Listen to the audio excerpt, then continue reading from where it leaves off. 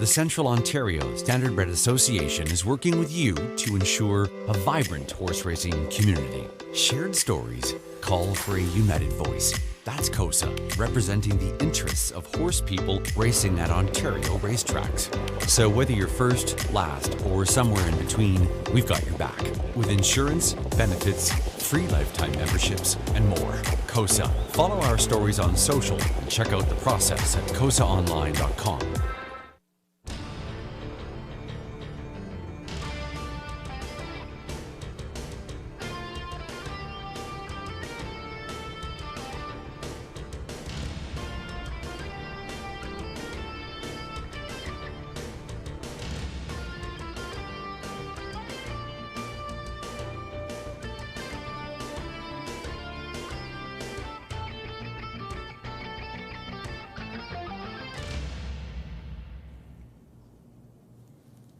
Good evening, everyone. Welcome back to the Raceway at Western Fair District, London, Ontario's half-mile harness racing action. I'm your announcer, Shannon Sugardoe, with you, setting up the action.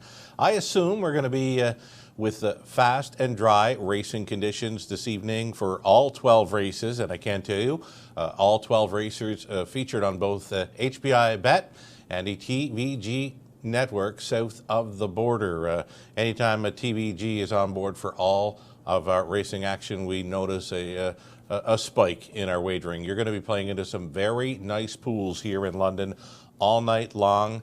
And again, all 12, HPI Bet, TVG. I'll be catching up with Peter Lorre on the broadcast desk of TVG throughout the evening, so we'll look forward to that. We'll also look forward to chatting things up with Robert Reid Jr., our Tuesday night special, back in play this evening for his commentary, ticket ideas, and race selections. Also, Lou Sorella and Ontario Racing in with selections throughout the night as well. I believe Melissa Keith from Eastern Canada is in to go for the Ontario Racing selections this evening. So follow along. Bet the Raceway, and let's set up the early Pick 5 play, sponsored by HPI Bet. Race number 1, featuring a field of 8 on the pace. Here's the way I've mapped out this ticket. We've gone 4 deep in the opening leg, using Remedy, Clover Leaf Cutie, Scottish Cheddar, and Panning for Treasure. Panning for Treasure, she's a really, really nice looking state treasurer filly.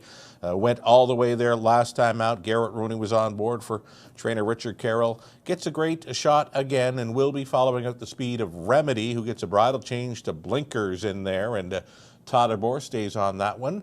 So 1, 3, 6, and 8 for me in the opening leg. We're 3 deep in the second. Deepest of all in race number 3. 2, 3, 6, 7, 8. Note Wilson Wall. It's not a driver change. It's a listed driver. Todd Arborth gets the call for Wilson Wall tonight from post 2. Maybe expect a little more there. I know Dean Wall was on board last couple of trips for Wilson Wall. He was coming off a rest, so Dean maybe doing some fine tinkering with that pacer tonight. He lists Tyler Borth on Wilson Wall, a value player and one to think about there in that middle leg of the early Pick 5. We've keyed up number 2, Country Boy Tough in race number 4. Comes in for Flamborough for Emma Christoforou. Scott Coulter gets the call. It's going to be third time Lasix for this one, and I believe that one could be sitting on a win.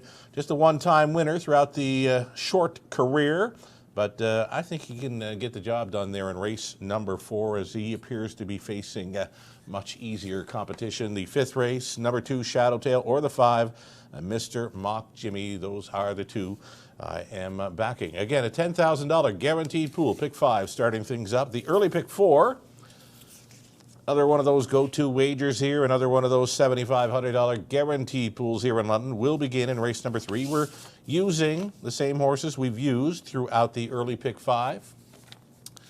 Keyed up the 2-horse in race number 4. Again, we're going to chase after Country Boy Tough tonight and hope he shows up. Coulter on for Emma Christoforou. We've added the 3, Live and Large, in race number 5, and then if we make it on to race 6, we are going to hit. We've gone to the all button in race 6 to complete it, because it is now a shortened up field of 6, the scratch of 3 and 8 in there, and nothing. I mean, nothing is jumping off the page as far as wanting to show that they want to win that race 6 event tonight. So again, the all button, any one of 6 left in play there for the early pick 4. That is race 6, the final leg. So again, we've got the late pick 5 that will start up later on in the program. It's always featured on our final 5 races, and with 12 races carded this evening, it will begin in race number 8, the late pick 5. We've gone 3 deep in the first 4 legs, and this late pick 5, it's all going to hinge on Print Media and the finale. I love this horse. I know Robert Reed Jr. loves this horse, and I believe we're both using him as a key player this evening. He ships in from Rideau. Trainer Matthew McDonald gets Brett McDonald on board for the drive, and I think you can expect a whole lot more because he's going to be facing much easier in there, and I believe there was some road trouble for him in his latest over Rideau. Print Media, a key play to complete tonight's late pick 5 for myself. Late pick 4 then, final 4 races on our card, always. And tonight, the late pick 4 will begin in race number 9. Let's have a look. We're going to go Bride Down Better Be. She was just smoking good last time out. She rode the pocket behind a heavy favorite and Better. Watch it there. And yeah, she went by quite easy through the stretch and still had a ton. A wrapped-up winner for Garrett Rooney. Bride Down Better Be. Great form coming in. And nice trip last time. 58-3. It's a good mile over London this time of year. We'll also include number 4, Pacing Down a Dream, a solid third in her latest. She's been knocking on the door, so don't be surprised to see her in the winner's circle this evening. And then the 5, Skip Across. She was a beaten favorite last time out, and she'll try for that bounce back effort this evening. Maybe she races from off the pace. She tried to go downtown on December 28th, but through the early part of the card, nothing was going downtown in London. The front end speed was not holding up at all, and we'll be talking about that with Robert Reed Jr. when we bring him in prior to the racing action this evening. So again, Skip Across, I think you can toss that latest because the front end speed just was not holding up on that card, and she was much better to start before that, battling first up for a long ways. We're talking about 5, Skip Across, in race number 9. Expect more. Race number 10, we're going to back the 1, Idolize, the 7, Officer Jones. Really good second best last time out over Flamborough. I watched that one. And Freddie Bear, the 8 horse, in race number 10. He's the morning line favorite. And here's another one. The line, it doesn't really show what he did. It shows he sat 2, and then it shows that he's kind of fading in the late going, and then, yeah, come back on for 4. He got a terrible shuffle in that race. Again, he was in against Officer Jones. I watched the race. Officer Jones, bang up second. Freddie Bear, traffic trouble, but he was absolutely flying on the end of it. You've got to play Freddie Bear in race number 10 as a player for a late pick 4. The 11th race, great looking field of preferred 2 pacers. We're going to have Sportsline involved with He's Got Swagger, Cheddar Bay. Those are the 3 I'm going to back. And again, we'll key up Print Media in the finale. Again, road trouble last time out, meeting much easier tonight. The McDonalds are teaming up. Well, McDonald and McDonald. You've got Brett McDonald on board for the trainer. Matt McDonald, 6, Print Media. Key play and a best bet for me in our finale. Speaking of best bets, let's get a look at those now. As mentioned, Melissa Keith doing the work for Ontario Racing's picks and best bet ideas tonight in London. So Ontario Racing chasing after number 3, Life is Better, in race number 3, and drawing attention to the post positions in recent starts over Flamborough, Woodbine, Mohawk Park. Nothing inside of post 4 since mid-November. So drawing well today, gets the 3-hole to leave from. And Ontario Racing's Melissa Keith, as she says, this horse loves the front end. So we shall see in race number 3, the opening leg of an early pick 4. Lou Sorella, the hashtag Lou knows, little bit under the weather, he says. And recently, we'll hope Lou gets feeling up to snuff here soon. He's going to chase after number 2, Sportsline, in race 11. A much improved post for this one today. Should be a strong player. Lou Sorella backing number 2, Sportsline. And race number 12, that's where myself and Robert Reed Jr. will be getting together with our best bets, and we're both going to be chasing after number 6, Print Media. Again, meeting much easier now, a possible key for the multi-legs. I've keyed him up for my late pick 5, a late pick 4, Robert Reed Jr., mentioning this horse is finding a softer spot now. And yes, indeed, traffic trouble in his latest print media, shipping in from Rito. 8 to 5 in the morning line. If you can get anything close to 8 to 5 come post time, you're doing it and doing it well. That's going to be a wrap on the pregame show today. We are back with more live racing tomorrow evening at 5:50 start time. The Fridays will remain early at 4:50. We are back in a busy mode here in 2022 as we race Monday, Tuesday, Wednesday, Friday evenings, and tonight, all 12 featured on HBI Bet and TVG. Again, you'll be playing into strong pools all night long. It's an edition of Survivor Tuesday as well, always free to play, online, on track. You can visit our website, westernfairdistrict.com/raceway. That's going to do it from the desk here. Next time you hear from me, we'll be giving program changes and then catching up with Robert Reed Jr. Good luck tonight, everyone.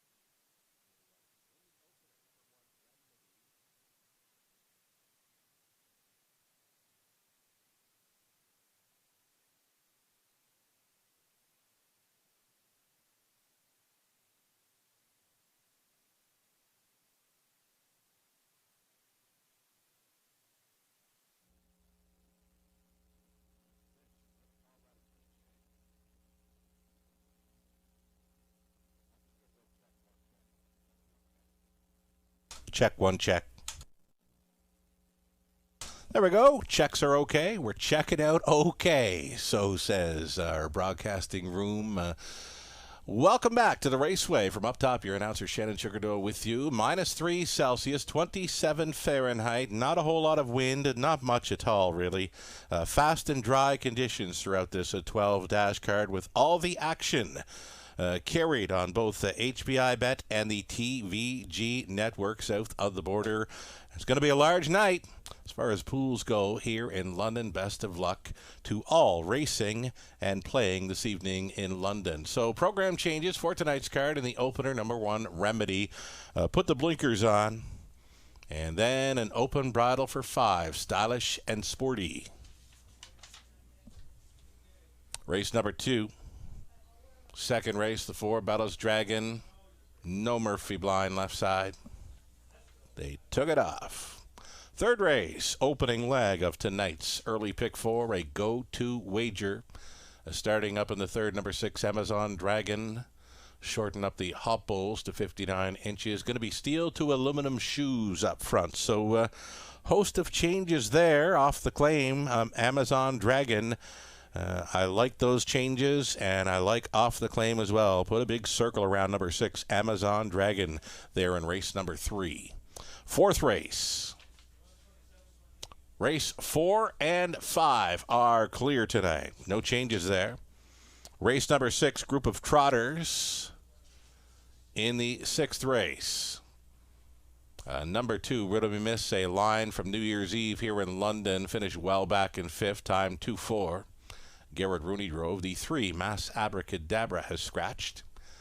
Number 6, Spicy Victor, former horse of the year here in London. Put the cheek rolls on. And then the 8, Luminary Hanover has scratched. Take out 3 and 8 from race number 6, a shortened up field of 6. Final leg for an early pick 4. Maybe it's the all button for you. Race number 7. Fine group of pacers. Preferred 3 action. No changes. 8th race will begin our late pick 5. Number 8. Hello, you. Blinkers. Going on. Blinkers for the 8 in race 8. 9th race, start of a late pick 4. The 2, Steal Me a Treasure, had a line from January 1st at Flamborough. Finished 3rd in 158. Jason Ryan drove. Scratch number 6, Havarti won from the 9th. 10th race, got some lines from Bet on Brett and Mortgage My Villa. Both raced here December 31st in London. Bet on Brett finished 3rd, 58 and 4. Mark Goddard was up. The 4, Mortgage My Villa, started here and finished back at the added distance. Brett McDonald was on. 11th race, Preferred 2, Event on the Pace. Race number 11 is clear. No changes on that field of 6. And in race number 12, it's the final race added distance, high 5. In race 12, take out the 8, Tarot. The 10 will not be moving in. There you have it. You're up to speed thus far on the changes for tonight's program. We are 5 minutes away from post time. We're going to take a little bit of a break right now, catch my breath, catch my voice, and we'll be back to talk up the early pick 5 ticket here shortly. Glad you're with us tonight. Good luck.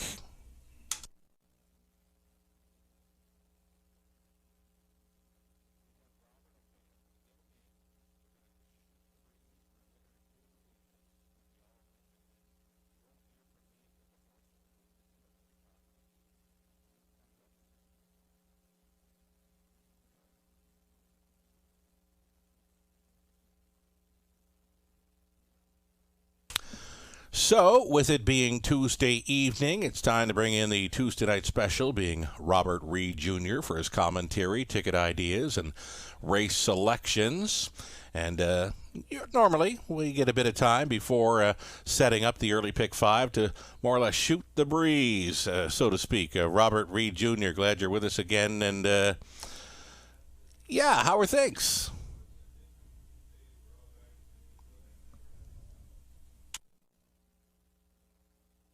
Long, so happy to be here. Things are going well. Listen, it was a nice holiday season. Obviously, a lot of uncertainty around the province right now, but hey, we soldier through, right? Yeah, not easy as after today we go no spectators, and of course that means we won't have our ticket sellers on hand, concessions, what have you. So it's not an easy time for a lot of people, but the racing will keep going. For now, we are scheduled to go Mondays, Tuesdays, Wednesdays, and Fridays here going forward, and let's hope we all keep racing and be safe all. And a lot of work to do tonight with 12 races and likely some very nice pools all night long. I mentioned already, Robert, and you know, HBI Bet, TVG, taking on our full card this evening. There's a horse that's been racing around Woodbine Mohawk Park I'd like to ask you about, and a very popular horse from back east. The Steel Deal horse, Woodmere Steel Deal, kind of finding his wings there at the big track, and he's doing it right. He's doing all right. Yeah, he is. He's progressed really well, and actually, one of my my good friends, Frank Brundle, actually owns a piece of that horse, and very he's a excited bit of a celebrity, about it, right? isn't he? Yeah, for sure. And he's got his own Twitter account, and I see he's constantly tweeting Woodmere Steel Deal. Yep. So yeah, it's really cool. And you know, every time I do write about him, you know, I refer to him as the East Coast superstar. That's exactly what he is. I mean, right. Just an unbelievable horse on the East Coast, and now progressing well and getting acclimated, as it usually takes a little bit for horses to kind of get used to the racing here in Ontario. For sure. I do a little bit of writing for a publication by the name of Atlantic Post Calls back home. Now, likely this time last season, I was doing a column on Woodmere Steel Deal saying, you know, as a 2-year-old, he went unbeaten down there around the Maritimes. And for me, I've never said it about another Maritime horse ever. If he would have happened to be competing as a 2-year-old in Ontario, I'm sure he would have fit right in. Just would have been a one-off season where, you know, there were some nice 2-year-olds here, but I believe he could have went with him. He was that good. Yeah, well, I mean, listen, I certainly didn't probably see the body work that you saw, Sugar, but I mean, from what I did see on the East Coast, I mean, a real good racehorse, and one that, you know, and you see them kind of, like I said, get acclimated. Their first start has to get used to the speed, get used to the bigger track, but boy, oh boy, did he ever look good when he beat them a couple weeks ago. I know we got to get setting up the early pick 5 ticket, but one final thought on a little filly that come up pretty much for the same connection here. Mystifying was getting a great trip here last week, and she happened to run to. Did she step on a wheel? Was there any word what came back on Mystifying, the filly? Yeah, I didn't really hear specifically what happened with her, but another one that I thought has looked like she's got a lot of potential, you know, and I think that she's, you know, another one that will kind of get used to racing here in Ontario and onwards and upward for her. Right on. You know what? This is all you. The early pick 5. I'll leave it for you to front step, so to speak, a freewheel with these pick 5 ticket ideas. I'll be chatting things up with TVG south of the border here shortly. Best of luck. Great to hear from you again, Rob. All right, awesome. Thanks, Sugar. Let's break down the pick 5, everyone. So as always, early pick 5 here, guaranteed pool at $10,000 and low takeout of 15%. We got a minute to post time. We'll hammer through these pretty quick, or a minute till the horse come on the track. Sugar's going to go 1, 3, 6, and 8 here in the opener. So he's spreading out early and then going down to a single. 5, 6, and 7. In race 2, my top 3 selections as well. So we're in agreement there. 2, 3, 6, 7, 8 in race 3. Still on the same page with Sugar going into that one. Race 4, he's going to single the 2, Country Boy Tough. And hey, I'm liking what he's doing because I'm doing the exact same thing. And then in the money leg race 5, the 2 and 5 Shadow Tail and Mr. Mock Jimmy, very similar to my ticket. So Sugar's taking a few swings there with a couple of big spreads. I kept mine a little tighter, a little more economical. But again, you'll see that we're on the same page tonight. So I'm hoping that me and Sugar can both cash some tickets. Let's see my early pick 5 on the screen. We're going to start off with just the 3 and 8 in the opener. I'm a big fan tonight of number 3, Clover Leaf Cutie. I'm hoping that she can progress off that last start. The 8 right now at even money, Paying for Treasure, I think might be the one to beat. Race number 2, the 6 and 7. That's Aspire Sealster, looking to go 2 for 2. And the horse that I've been chasing, number 7, Twin Be Fabulous. So 2 by 2 to start us off. Race 3, 3 deep. The 2, Wilson Wall. The 3, Life is Better. My top choice, number 8, Good and Sweet. First start for Kyle Bossens. And then in race 4, singling number 2, Country Boy Tough, same single as Sugar, and then finishing off the money leg with the 2, 3, and 5. So I'm actually going to add one in that leg, adding number 3, Living Large, to the 2, Shadow Tail, and the 5, Mr. Mock Jimmy. That ticket for 20 cents, just $7.20. Not a bad investment. I'm going to try to keep the tickets economical tonight. I do think that there is some value, but we're going to try to play it thin. Try to get it for a small amount, and hopefully it'll pay a big amount. So good luck on your wagers. The horses are moving out onto the track for this opener, and we'll come back after the post parade to take a closer look at race number 1. Okay, wonderful job, Robert Reed Jr., setting up this early pick 5. Already well over $10,000 in that pick 5 pool. You will be playing into large pools all night long with HBI Bet and TVG Network involved on all 12 races this evening. Horses are vacating the paddock post-parading here momentarily.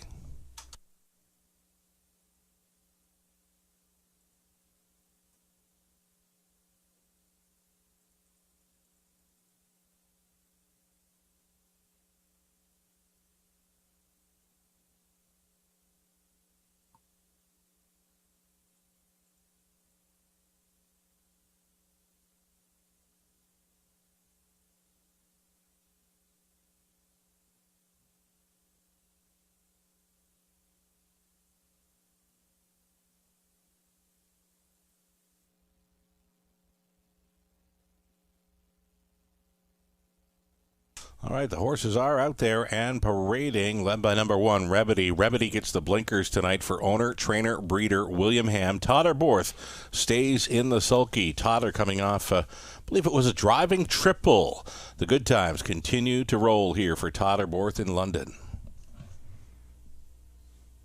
First-time starter at a post 2, it's Keys Me. Randy Parrish owning, training, and driving. Clover Leaf Cutie, number 3. It's Colin Kelly driving for Irene Carey, the trainer, Robert Fellows. Leaving from the center, number 4, Game On Tiny, Travis Henry for Caleb Stevens. Doug Walters owning and training 5, Stylish and Sporty. It's the open bridle tonight with Johnny Hahn in the sulky. Scottish Cheddar, post 6, Rob Doyle, training and driving for Dan Mead. 7 outside, Sunshine in May. It's Scott Ray driving for Janice McEachern.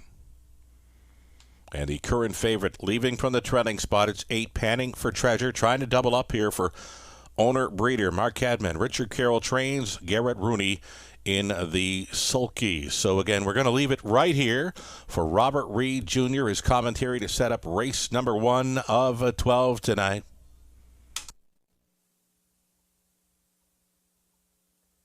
Thank you, Sugar. So the opener on the card tonight, folks, is Filly Mares non-winners of $5,000 lifetime, purse $7,500. And no surprise right now that number 8, Panning for Treasure, is taking all the support. Already does have a victory in this class.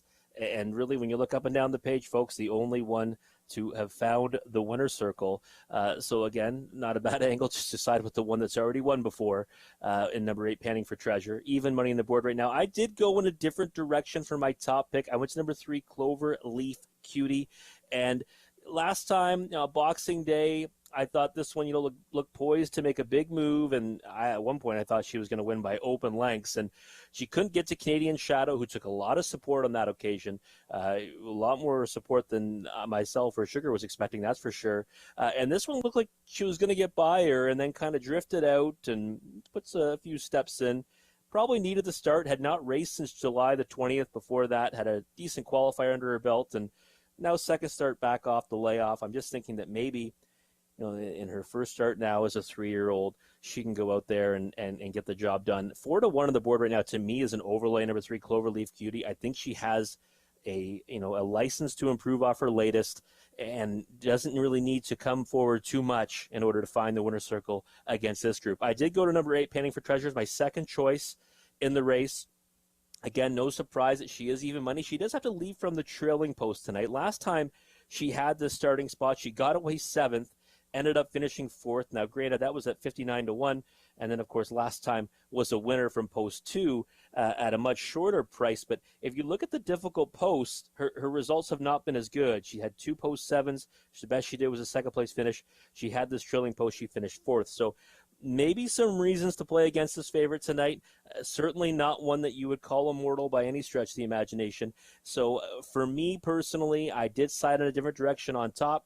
And I did also opt to use 2 horses to kick off this early pick 5 wager, because I think this opportunity is there for a knockout here in race 1. Number 1, Remedy, is my 3rd selection, and last time got away from this pole position with the lead. Kind of ended up being a little bit, you could say, even sluggish at points.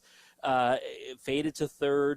And then ended up finishing 4th. Actually, was kind of, when I watched the replay, as I remembered the race, I didn't remember this horse actually sticking around for 4th. So decent enough to finish 4th, finished 2nd the start before that. Tyler Borth's getting along well with this mare. And, 4-1 on the board right now. Tyler Borth, pole position, not a bad price to take. The one thing to keep in mind, though, is that if you like Remedy, you got to like number 8, Panning for Treasure. And I'm not so sure that mare can hold off Panning for Treasure if it came down to those two. And she helps that one get away well off the gate. So if you look for maybe another one to add, number 6, Scottish Cheddar. Right now, to me, getting over bet at 3-1. I would have liked this one more if maybe she was a bigger price. 0 for 16, in her career, and 3 third-place finishes. I like the fact that she's trending in the right direction with a pair of show spots in her last 2, 1 from post 8, 1 from post 6. But I do kind of look at her and think, I don't know. The price on the board to me is very short compared to what it probably should be. Last time she was 7-1. She went part quite a bit and ended up doing well to finish in that third spot, but I'd want to see a bigger number than 3-1 if I wanted to get excited about betting a win ticket on her tonight. I do think she is one you have to use underneath in your exotics, just because she's that type of horse that might trip out and be right there with them at the finish. We see right now the early pick 5 over $15,000 in the pool, and it's climbing. That number is going to continue to climb. We know a lot of money comes in, in the last minute here. And you definitely don't want to get shut out. Again, Panning for Treasure, still the favorite at 7-5.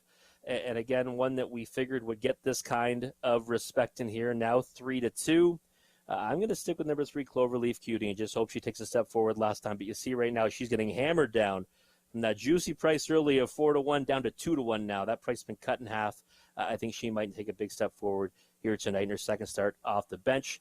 But we are now just seconds away from the opener, folks. So I am going to stop talking and pass it over to Sugar Shannon Doyle.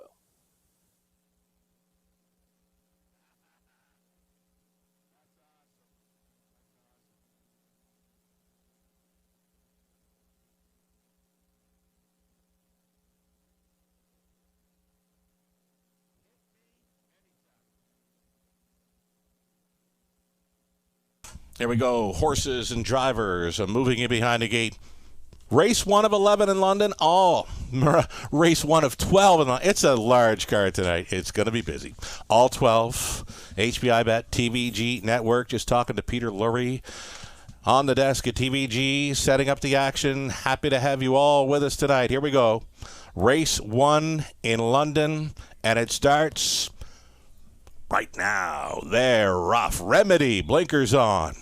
Horn blowing early. Left on out of there for Borth. Cloverleaf Cutie securing an early 2-hole ride, enough for the trailing spot to race third. Panning for Treasure seated into 4. Scottish Cheddar. So the horses that took the action, the top 4 favorites, are having the top 4 positions here in the early going. It's sitting 1, 3, 6, 8 to the quarter mile, racing at a 5th. That is Game On Tiny. Third to last, we've got Sunshine and May, a gapped off Stylish and Sporty, and the earliest trailer, it's the first time starter, Keys Me. Quarter mile speed. Looking comfortable here. 30 seconds flat for Remedy. Remedy in command and unchallenged to this point. A Cloverleaf Cutie is sitting second. Now it's going to be a first up attacker and Panning for Treasure. And Rooney is sending this one forward, and picking up that live cover is a Scottish Cheddar for Doyle. Along the inside to be 5th. Game On Tiny's on the bit tonight. Traveling 6th, Sunshine and May. Closer in 7th was Stylish and Sporty, and still a gapped off Keys Me. The half clocked in 101 and 4. Likely still comfortable here. Remedy is still going forward, and the lead is 2 full lengths. Cloverleaf Cutie continues second.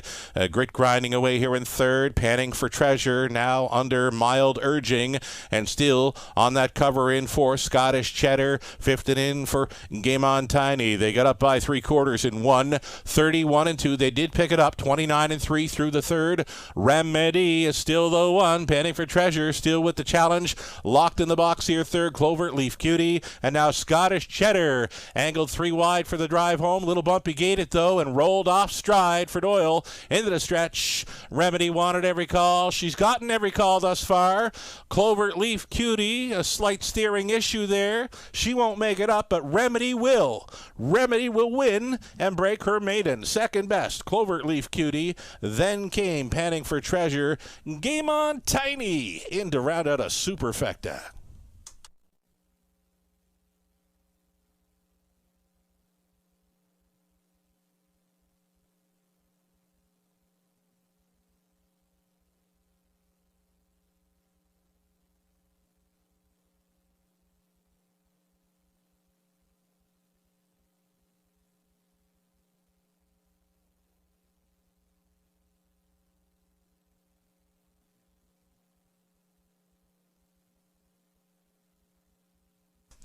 Here's the one, Remedy. The blinkers were on.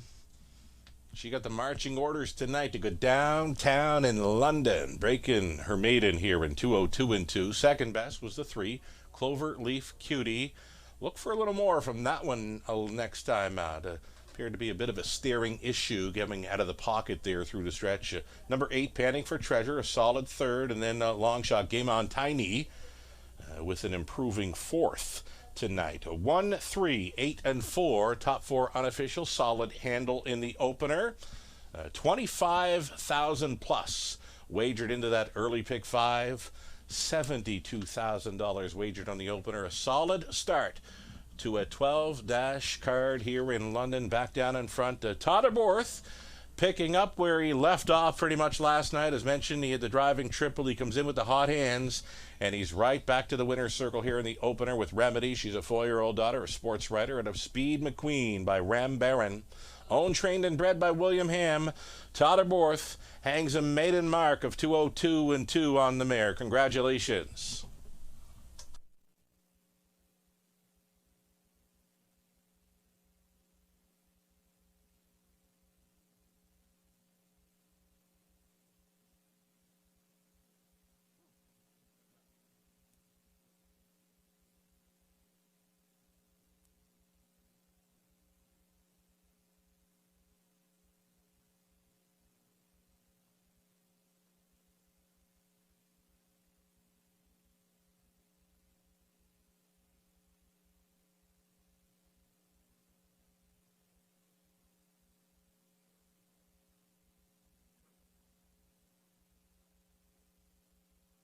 Gone official here in the opener. Remedy won it. Keys Me 7. Cloverleaf Cutie second. Game On Tiny fourth. Stylish and Sporty fifth. Scottish Cheddar 8. Sunshine and May 6. Panting for Treasure third. Fractions of 30, 101 and 4, 131 and 2. Amount of 2-2 and 2. The maiden mark for Remedy from the top. A 1-7-2, 4-5-8, 6 and 3. 820 to win is a decent price on Remedy. The exactor came back at $34.70. Dollar try for $35.90 on those three. Dollar super, $221.35. The 20 center was worth $44.27. Now you can turn the page and go on to race number 2. We're still on the pace, no changes there. Exactor try, superfecta, the beginning of an early pick 3, 12 minutes away.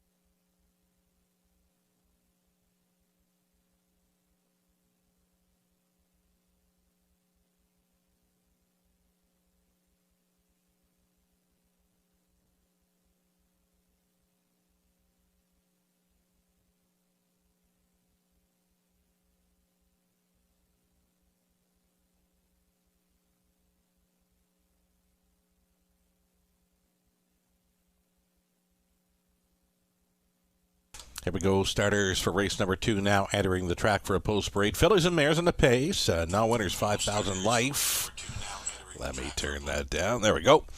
Exactor tries Super Pick 3 starting up. Number 1, Dad's Princess. Scott Ray drives for Lisa DeRoche. It's Bud St. Clair training. Number 2, Tiger Shark. Here's a daughter of Tigerama with Lauren House driving for Richard Griffiths and John Dixon. Richard trains. Delightful Chic is 3 for Sue Marie Danko. The trainers Jean-Guy Bellevaux. Brett McDonald on board. Bella's Dragon from Post 4. It's Johnny Hahn. On the lines for Doug Walters and Cassandra Hahn. Doug trains.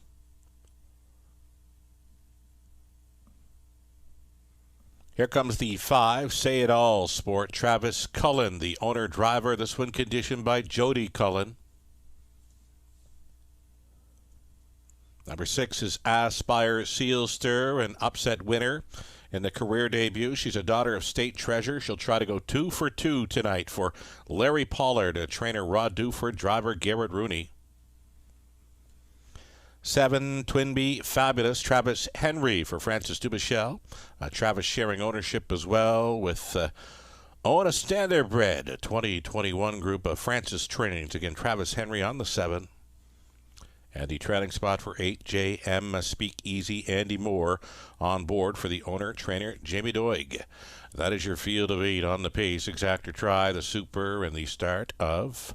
And early pick 3. We feature a couple of pick 3s here in the early going. Starts up in race number 2. Late going covers our final 3 races on the night. Robert Reed Jr. With us tonight. He had the top 3 right in the opener. Just had to maybe box them up to cash in on that. Here in race number 2 for Robert. Chasing after number 6, Aspire Sealster. So too myself. This horse was really sharp in winning her career debut here in London from off the pace. She was absolutely ready to pop at first asking, and takes all the action tonight with what normally is referred to as a driver being upset specialist Garrett Rooney. He's hit with quite a few long shots here in recent weeks, but if he hits with this one, not much of a price, Robert. Yeah, not much of a price at all tonight. A far cry, anyways, from that nearly 15-1 that you would have got last week on this State Treasurer filly. And what was really impressive when I look at that line is the consecutive faster quarters, and that last panel 28-4. I mean, that's not nothing to sneeze at here at the Raceway. And I thought that it was very impressive the way that she kind of moved at them in the latter part of the mile. And, I looked at this field top to bottom and just said, if she repeats that effort, can anyone here beat her? And the answer is likely not, in my opinion. For a 2-year-old to show that at first asking this time of year, it's that you nailed it. 28-4 in the end. These State Treasures are doing well. They corner well. I remember when State Treasure was getting his early lessons over Charlottetown, he was in the hands of veteran Kenny Arsenault. And he knew the first time State Treasure hit the pace as a yearling that he had something special. From there, moved on to Dr. Ian Moore, and the rest is history for State Treasure and what he did at the racetrack. And here in London, 3-time winner of the Molson Pace, and his babies are doing very good around these parts. Yeah, definitely. I have many fond memories of there's some horses you have many fond memories of cashing on. State Treasure is one of them. He was one that you could always kind of see him working up to a big effort. Yeah.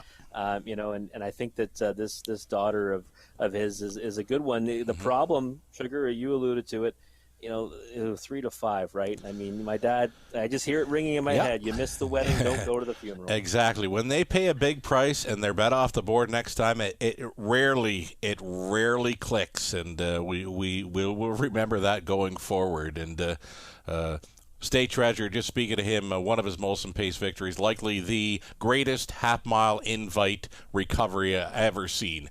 And I called it. I loved it. He broke going into the first turn. He's sitting last after leaving from the rail. He circled the field and won. You just don't see invite horses win over a half-mile when they break at the start. It's just never likely going to happen again. No, and I mean, you don't really see it in any race, really, right? Yeah. I mean, that's such a rarity in a half-mile track to see any horse come from, the back of the bus, let alone do it after they made a break in stride. Right on.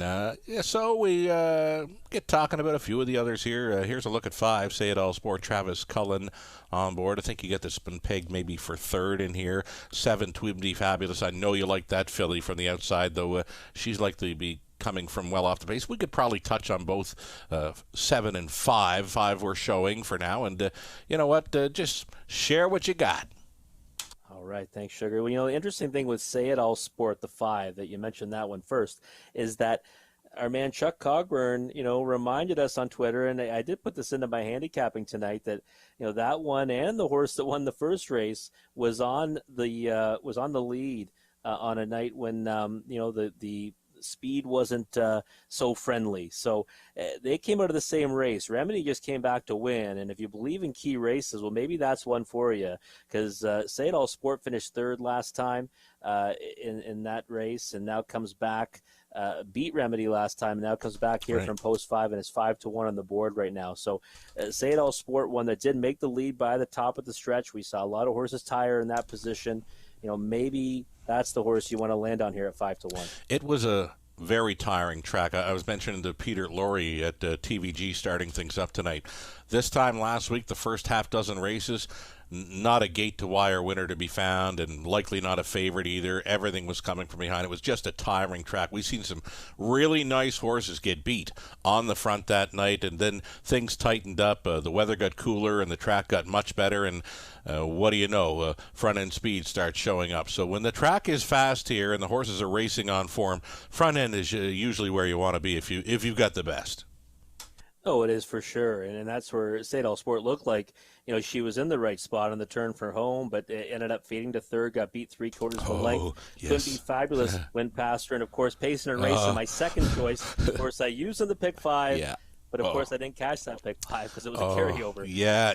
No, we're talking about it, and I just looked down at the race pace, and that's the race. Oh, we're both kind of sick over that one, right? $23,000 pool was up for grabs, and one of your key players in there, I think you only used 2 in that final leg, and one of them was Pacing and Racing. He was the trigger horse for the carryover. So, yes, we remember now. We didn't want to remember, but it's all coming back to us, eh? Yeah. Alrighty then, let's go. Race number 2. We are in behind the gate, the race 2 of 12 in London. Dad's Princess, Tiger Shark, Delightful Chic, Bella's Dragon, Say It All Sport, Aspire, Sealster, Twin Be Fabulous from the outside, and trailing out JM Speakeasy. Here's the fillies and mares picking up speed. Here they come. And they're off, and it's going to be Aspire Sealster with early speed tonight. Won her debut from off the pace. She's looking for the lead, crossing over here for Rooney. Dad's Princess away into 2nd. Traveling 3rd, we've got the Tiger Shark settled into 4th. Say It All Sport will be off the pace tonight. A Delightful Chic tracking 5th. Pylon position now in 6th for Twin Be Fabulous. Then it's back to Bella's Dragon, the earliest trailer. JM Speakeasy well strung out here. As they go on by the quarter, jumping it off in the 2-hole, Dad's Princess. Dad's Princess spoiled a great journey tonight. She's down into the safety lane, and she's still up. She's galloping, and the rest of the field are around her. She's now going to be distanced off of them. She just won't stop hopping. 29-2, quarter mile, loose up front, heavy. 1-5 favorite, Aspire Sealster. Tiger Shark now. Tiger Shark, the 4-year-old daughter of Tiger Rema. For House, sitting chilly, and now it's going to be the first up. Twin Be Fabulous taking her shot. She's going to carry Delightful Chic into it, taking 4th. A buried 5th now for Say It All Sport, who's trying to find some room here to move on out of there. Then way back, we've got Bella's Dragon against JM Speakeasy, and likely pulling up here, Dad's Princess, the half up in 101-1. Aspire Sealster still going forward here and being challenged by Twin Be Fabulous. Twin Be Fabulous is under urging, and Aspire Sealster, well, she's under wraps. Right up there with them in 3rd is Tiger Shark. Coming on now late to be fourth, Say It All Sport, 131 and 1 for 3/4. Getting set to make the swing, and on the inside, Aspire Sealster. And the second best, Twinbee Fabulous, trying to stay on for third, Tiger Shark. This is a wrapped-up winner. Aspire Sealster just jogs. She wins by 3. Close for second. Say It All Sport was closing against Twinbee Fabulous. Tiger Shark rounds out the Super Amount of 201 and 2. Aspire Sealster, Rooney for Duford and Pollard, now 2 for 2 in her young career.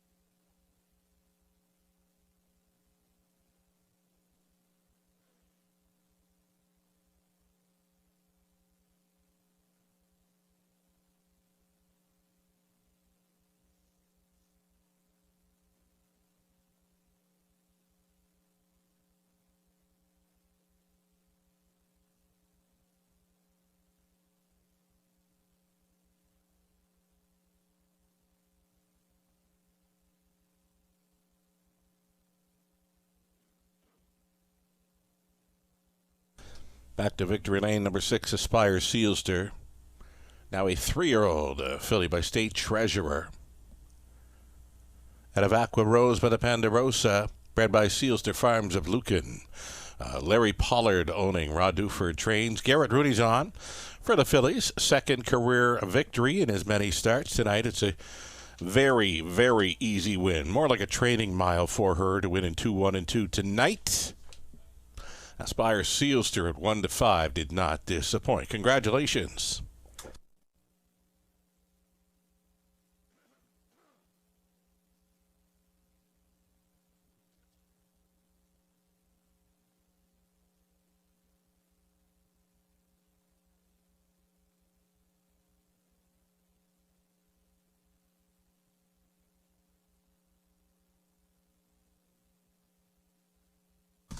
Going official here in race number 2.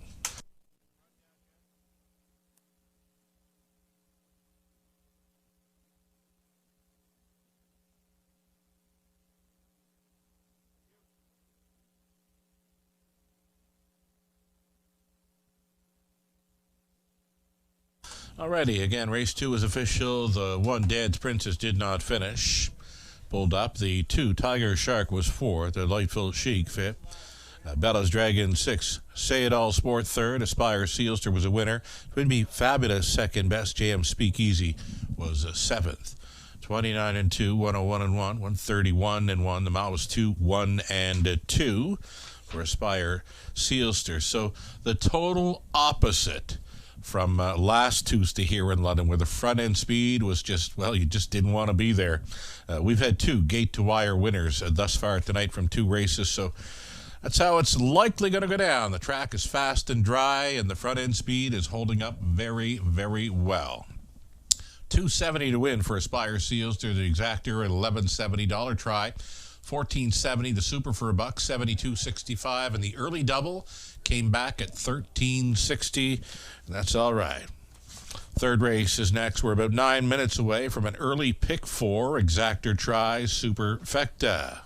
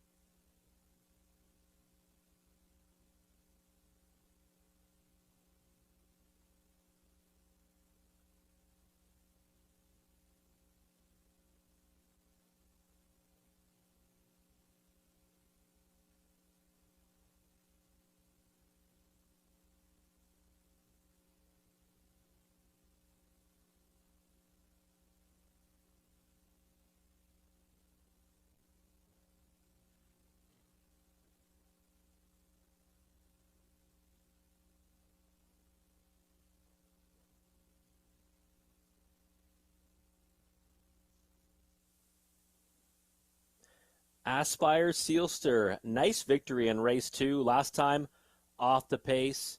This time, right to the choo-choo, much the best. Colt Super there for your boy, so at least we're getting something going here. We missed the winner of the first, had him pegged third, but maybe going to pick up some steam now. Super paid $72, not bad. It is time, though, for the early pick 4. Same low takeout, 15%. Guaranteed pool, $7,500. We're going to start off with Sugar's ticket first. He's still trucking in that early pick 5. I played it probably a little too tight. Should have probably spread it a little more, but we'll cheer for Sugar's ticket. Here we are with his early pick 4, spreading out here in race 3. Does have the horses that I like as well. 2, 3, 6, 7, and 8 here in the opening leg. He's going to stay true to his pick 5 ticket and single number 2 Country Boy Tough in race 4, which I like, but I don't know, for some reason I went a different direction in the early pick 4. And then in race 5, the 2, 3, and 5, that's Shadowtail, Livin' Large, Mr. Mock Jimmy. And then in race 6, he just said, I'm taking the Allburger. So there's 2 scratches in there, so take out the 3 and 8. So we're down to a field of 6, but he's just going to take an all in a trot race that, a lot of horses are kind of off form right now. So looking for a big number in that money leg. If he gets to that point, there'll hopefully be some big ones up there. And if you ever get the right one down, that's how you can make them pay. Let's look at my ticket now for this early pick 4 sequence. Again, I'm trying to stay economical tonight, not breaking the bank. Decided to go 3 by 3 by 3 by key in this sequence. So 2, 3, and 8 here. So I got 3 of the 5 Sugar has. Number 8, Good and Sweet, is my top selection. The way Speed's playing right now, maybe rethinking that, but I still do like that gelding. Wilson Wall, Life is Better as well. Life is Better is likely, the speed horse if he wants to be in here. Race 4, the 2, 4, and 8. So I keyed Country Boy Tough in my pick 5 ticket. Now going 3 deep in this pick 4. Kings elsewhere. Number 4, Royal Double, one that I think does have a big chance tonight. Added that one in there. My second choice, number 5, EL Wild Sport as well. Race 5, 3 deep again. Shadowtail, Livin' Large, and Mr. Mock Jimmy, the same 3 that Sugar has. And where Sugar's taking the all button, I'm going to single Heineken Sealster. So it just shows you folks how, people that can be on the same wavelength so often as Sugar and I are, we see this one differently. I'm going to key Heineken Sealster, the likely favorite, and he's going to take them all. I just think that, that one, kind of lays over them if he's at his best or anything close to it. It looks like a soft spot for number 1 Heineken Sealster. So I'm going to single that one. That ticket will cost you just $5.40 for a 20-cent ticket. 2 minutes away till the horse will be moving out onto the track for this early pick 4. Again, low takeout, 15%, guaranteed pool, $7,500. You're going to want to start mapping out your winning wagers right now, and we'll come back after the post break, take a closer look at race number 3.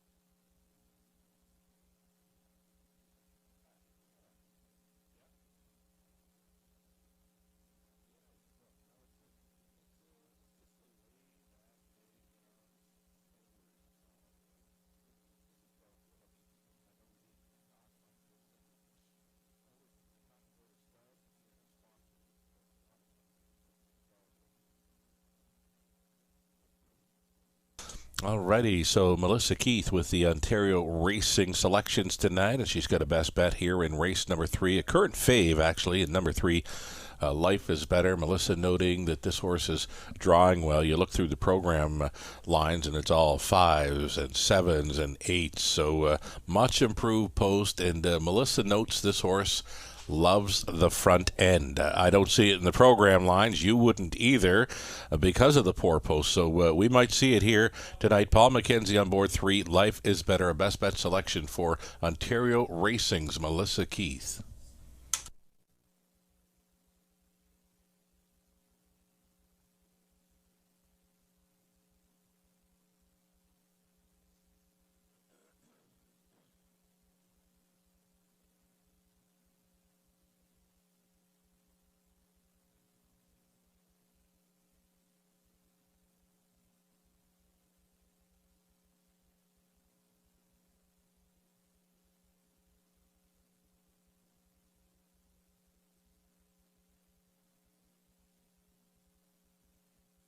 Out and on post parade here for the 3rd, led by the 1 Young Drunk Punk. He'll try to keep it together tonight for Dave and Nathan Bain. Dave trains Ryan DeRoche aboard. Wilson Wall, the 2. It's Tyler Borth catch driving here for Keith Wilson. Dean Wall. Dean trains.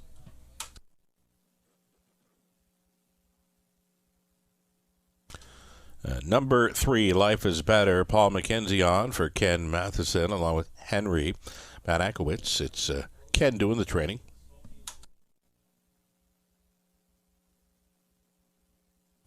Upgrade Valley for Paul Smith, owning and training Scott Coulter.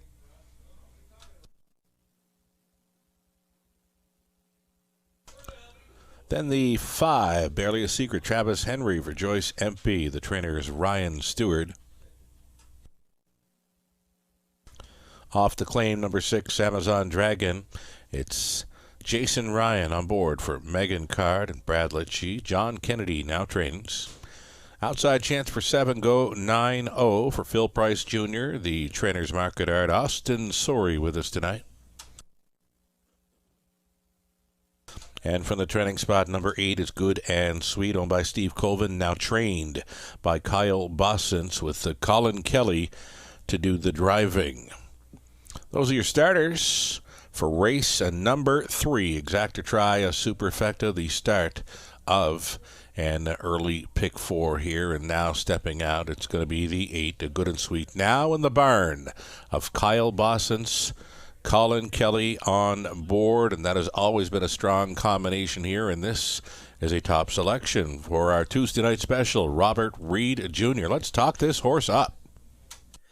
Yeah, Good and Sweet Sugar is one that I looked at the race, and I actually agree with Melissa Keith. Number 3, Life is Better, is the speed in here if he wants to be. You don't see it on the program page because all those outside posts, but he can leave like a rocket when he's on his game. But, Good and Sweet for me, I looked at this horse and said, you know what, the lines right now, are kind of okay, but I'm hoping for a big step up going to the barn of Kyle Bossens. And we've seen this combination be a killer in the past, Bossens and Kelly. And this horse, it was a couple of years ago around this time, did move barns. Steve Colvin did give the horse to Paul Cameron for a few starts, and really nice efforts down at Mohawk Park, including a second place finish pacing at 51-3. Now that's a couple of years ago, but maybe we see a similar kind of form cycle for this one, and looking sharp on the track right now. He does look very sharp. I would love him a whole lot more with his nose on gate. I believe he's a bit of a speed horse. I'd like to see him up closer. I'm not sure he's going to be able to do that from where he's at. He's likely going to leave behind the 2, Wilson Wall, because the 1, Young Drunk Punk, had problems before the start last time.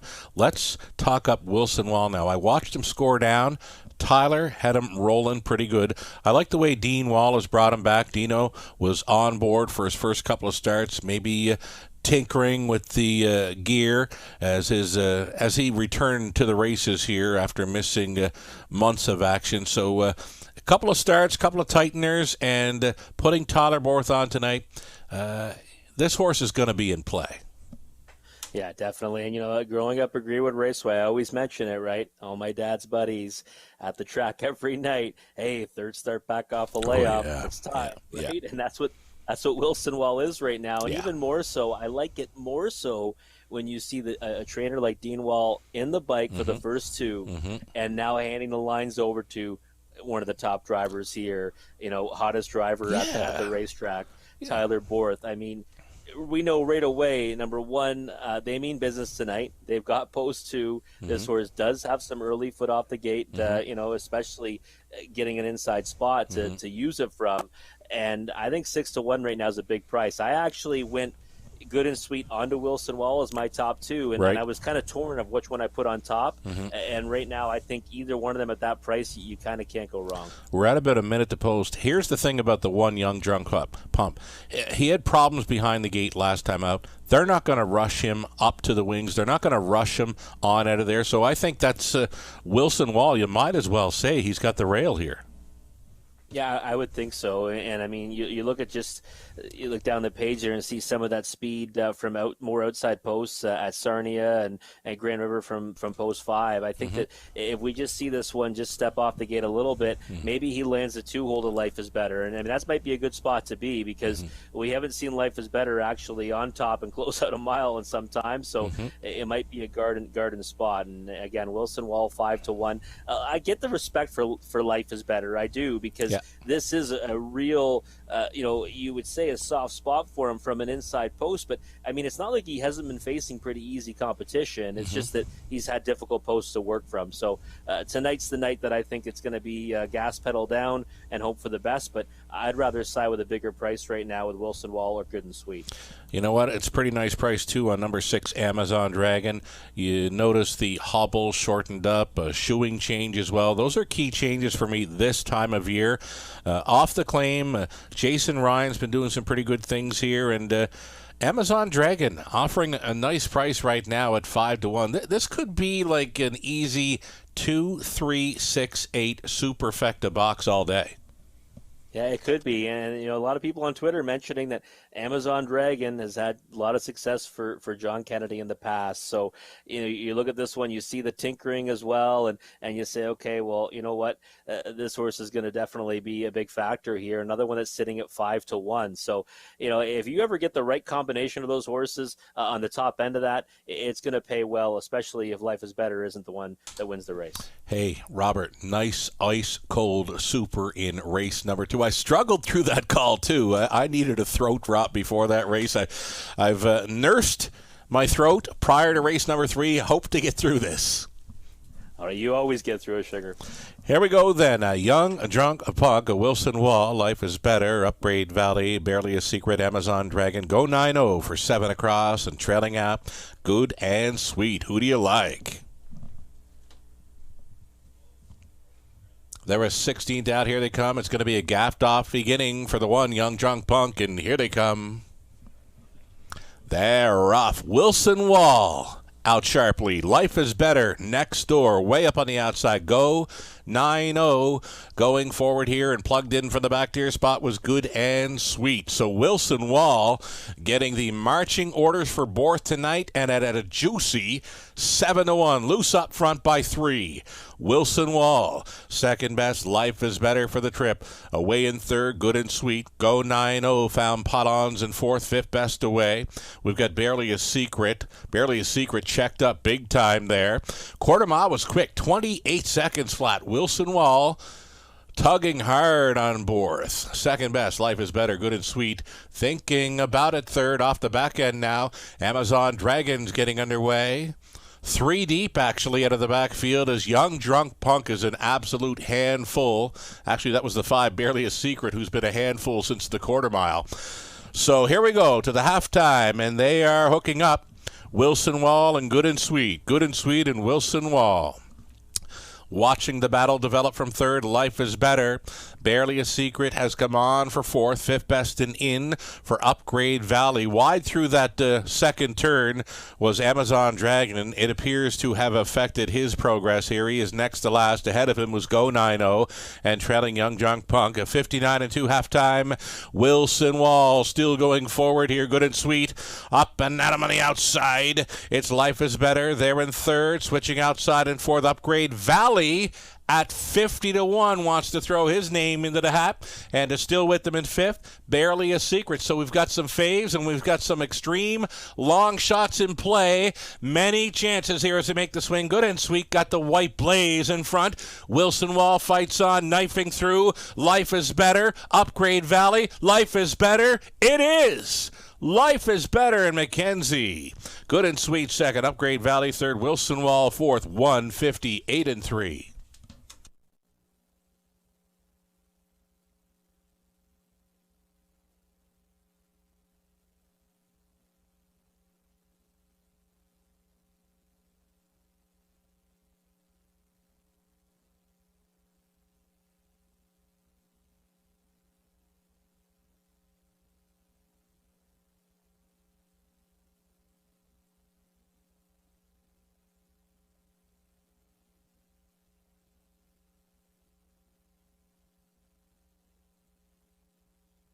It's the three, Life is Better, winning as a best bet selection for Ontario Racing's Melissa Keith. Second best was Good and Sweet. Third goes to 4, Upgrade Valley at a big price. Wilson Wall finishing fourth. 3-8-4-2 unofficial.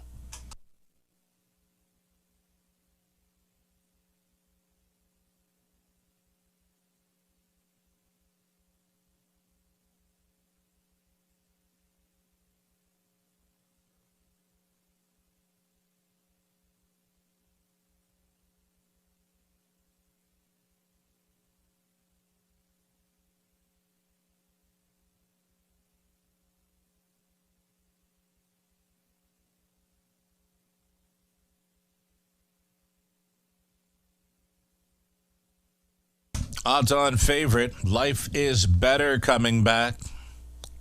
6-year-old stallion, son of Better Than Cheddar, owned by Ken Matheson, along with Henry and Akowitz. It's Ken doing the training. Both gentlemen on the breeders line as well. Paul McKenzie on board for this pocket ride to victory, finding room late to get up in time and win easy. 158-3. Life is Better. A Melissa Keith best bet selection tonight. And here he is in the winner's circle. Congratulations.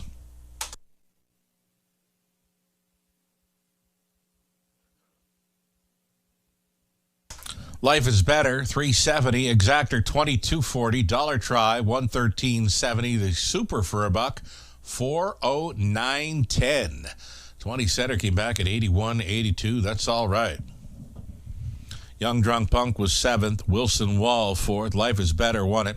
Upgrade Valley 3rd. Barely a Secret 5th. Amazon Dragon 8. Go 906.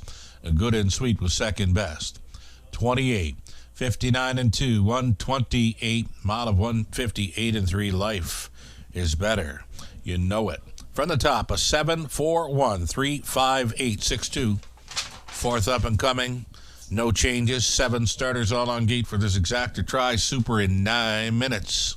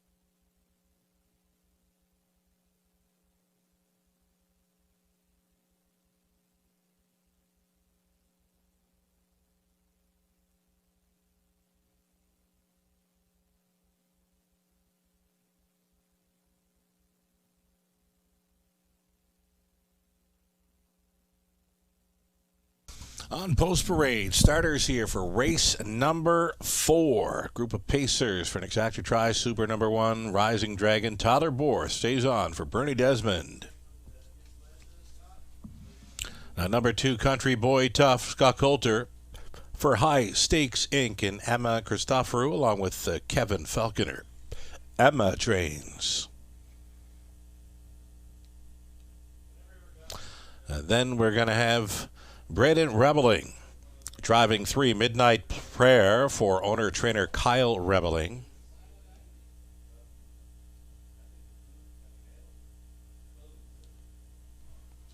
Number 4, Royal Double, Colin Kelly for Allison Hepburn. Bruce Goit, Bruce trains. Colin Kelly on the 4. Then 5, EL Wild Sports, Scott Ray. Pottits for Ed Lewis, trainer Jack Ray. And then the 6, Major Motion, Austin Sorey for owner-trainer Randy Scott. And to complete the field, number 7, Full Race Cam, Don Rankin Jr. on board for William Kirkpatrick, Pamela Loomis, William trains. Those are your starters, all 7. On gate for the 4th race, we're going to leave you with Robert Reed Jr. to set up things for race number 4.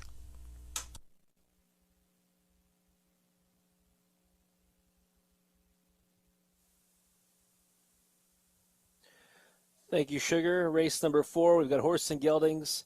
$15,000 claimers for the condition of non-winners of $12,500 life, or a race in 2021. And there's a look at my top selection, number 2, Country Boy Tough. Right now, even money on the board. This is also Sugar's top pick as well. And I just love what I consider a monumental drop down in class. Has been racing in non-winners of 2 at Flamborough Downs, and open non-winners of 2 at Flamborough Downs, and now gets to the condition claimer ranks, and really should appreciate getting to this class. And each of those efforts in non-winners of 2 came from more challenging post positions, post 5, post 6, the trailing post, post 9, and now I think you get the 2-hole here, an inside post here at the Raceway against softer company.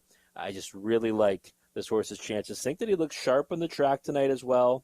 3rd start, Lasix. A lot of boxes being ticked. 1 for 16, kind of worrisome, but hey, this field top to bottom, a lot of camera shy horses in here, and has hit the board last season in 8 of those 16 starts. And again, I like the way he looks tonight. I think that the game plan's got to be to go to the front, much like he did October 27th at Flamborough Downs and non-winners of 1, and just try to outlast them on the lead. Number 4, Royal Double. Last time did get a bit of a difficult trip, and one that I know has made some people's watch list, and also another one that looks sharp on the track right now. And Bruce Goitz trains this one, and you go down to the bottom lines there. 1, 2 of his first 3 starts for that outfit, and has since raced pretty decent. Has got some on the board finishes, and hit the board in 3 of his last 5 overall, and can be a part of the early speed here from post 4. I think you're going to see this one try to go forward off the gates, and to me is the most logical danger to number 2, Country Boy Tough, and that's why they're 6-5 now, even money, and 8-5 on the board. I think they're the 2 main players in the race, and hopefully it'll be part of the early lineup. But the other horse you have to talk about for early speed is number 5, EL Wild Sport, because you see down the page, you see a lot of 1s early at the quarter for this one. EL Wild Sport can leave like a rocket, and I think we've got to see those tactics again tonight. Last time, went to the front, on a track that was not favoring speed, and ended up backing up to finish 5th, beating 12 lengths. And you go back to the 2 before that, second with the same tactics. Well, that surface was a tiring one, as Sugar noted earlier. Came home in 32-2.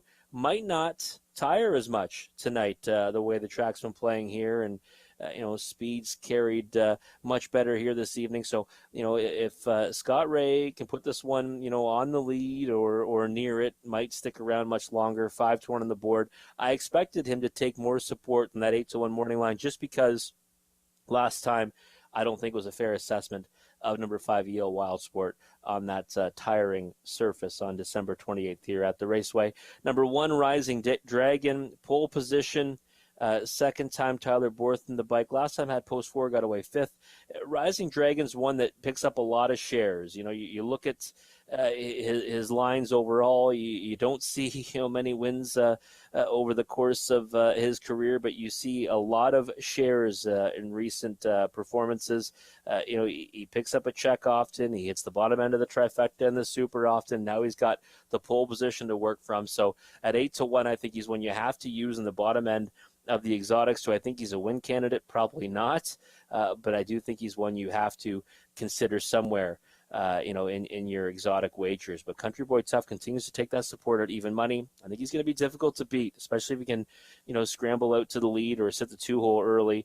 But again, Royal Double, EL Wild Sport look like a couple of solid challengers here at 9-5 and 9-2. And right now, again, I love the looks of Country Boy Tough on the track. But the countdown clock's at 0. So I'm going to leave the racing action up to Sugar Shannon Doyle, the voice of the Raceway.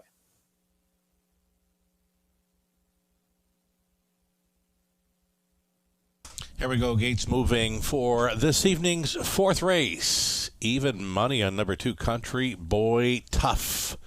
Takes the action 2-1 for number 4, Royal Double.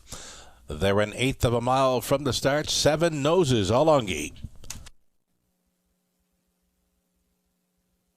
Picking up speed, here they come.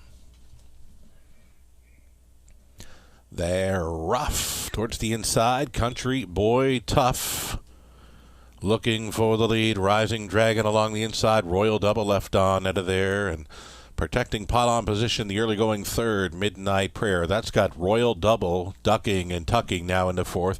EL Wild Sport from off the pace tonight. The back markers, a Major Motion and Full Race Cam in complete control of this one. Coulter with Country Boy Tough, a leader by 2.5, and he's tugging at the quarter mile. Zipped right along in 28-1, and this one, this 4-year-old son of Bettor's Delight made it look so easy. Rising Dragon tracking 2nd. Looking at it from 3rd, long shot, Midnight Prayer. Royal Double, he's peeking to the outside in 4th. EL Wild Sport 5th, and the back markers continue to be unhurried in Major Motion and Full Race Cam. Down in front of us now, and the first challenger to show up, it's Royal Double to give chase to the pace setter, Country Boy Tough, and he got a reminder to go on.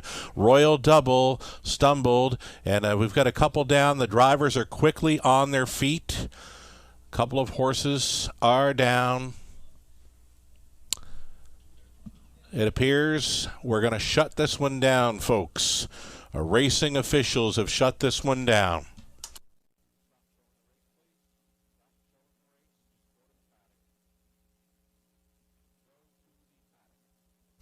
Again, folks, racing officials have called for the no contest here in race number 4. We do have one loose horse down in front. One loose horse down in front will be circling here, folks, so just pay attention. Again, a no contest here in race number 4. Both drivers were quickly on their feet.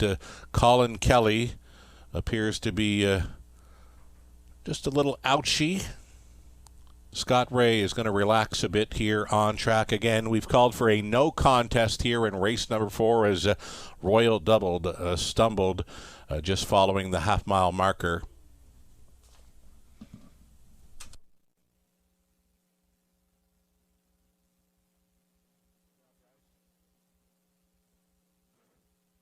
So again, folks, on the bottom turn, you've got this horse that's coming around the safety lane. Just to keep in mind there, if you're standing next to Colin Kelly, we've got this loose horse coming up the safety lane.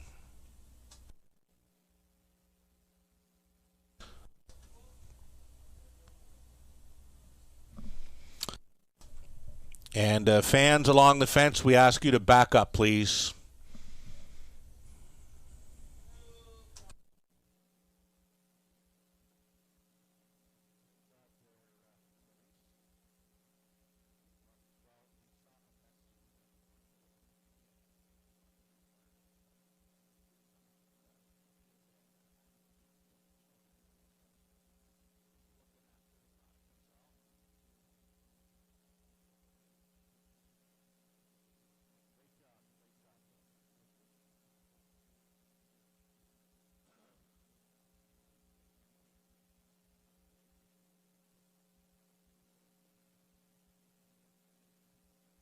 So again, racing officials stating no contest for race number 4. All exactor, try, super win play show wagers will be refunded.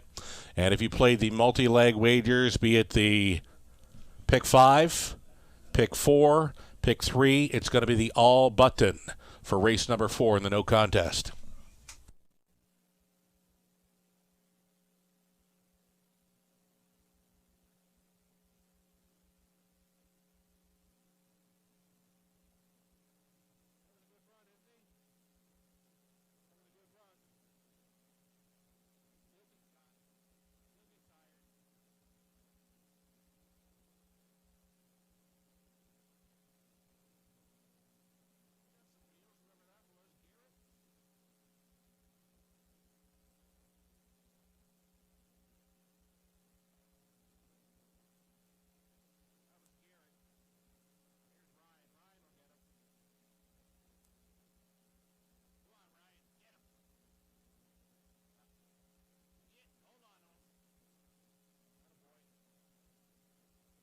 Loose horse has been corralled. All horses walking off the track here on their own. Both drivers are up on their feet. Scott Ray, Colin Kelly. The horses they drove, they are all on their feet and heading back to the paddock. So we come out of this one okay. And great job by all who helped out in looking after things on track. Again, a no contest here in race number 4.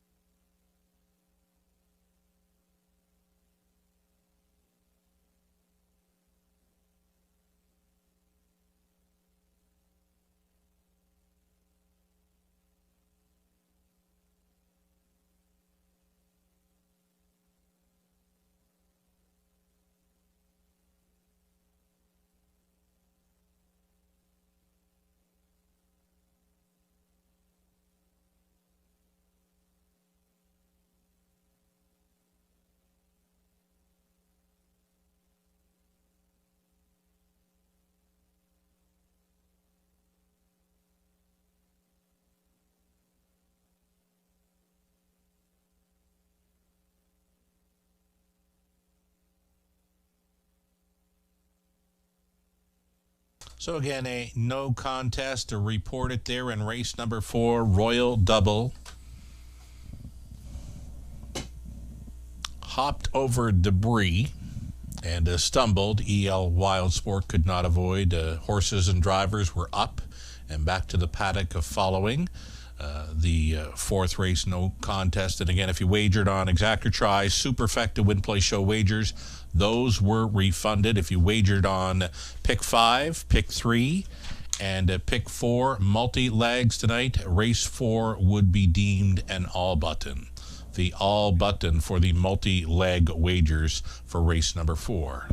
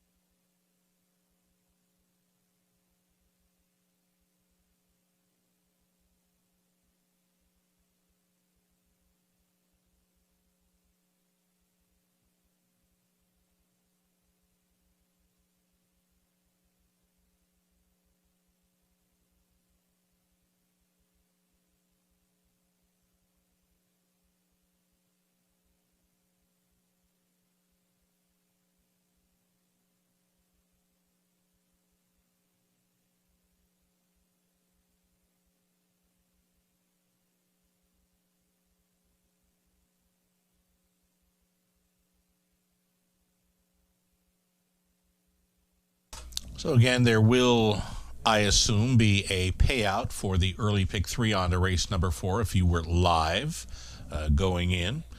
There will be a payout, I assume, for the early pick 3 on to race 4, which will happen to be an all button, as race 4 was deemed a no contest. And again, pick 5, pick 4 wagers will be the same. Race 4 will feature the all button. Slight delay here for race number 5 coming up, the 5th race. It's a super high 5 exactor and try, 8 pacers set to go postward. So a slight delay for race number 5 as we get things sorted out from the no contest in race 4.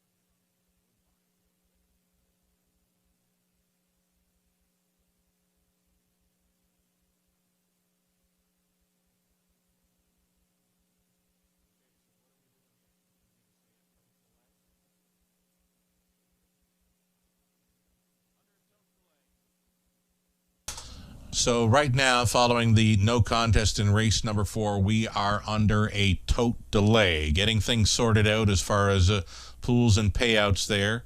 I would assume.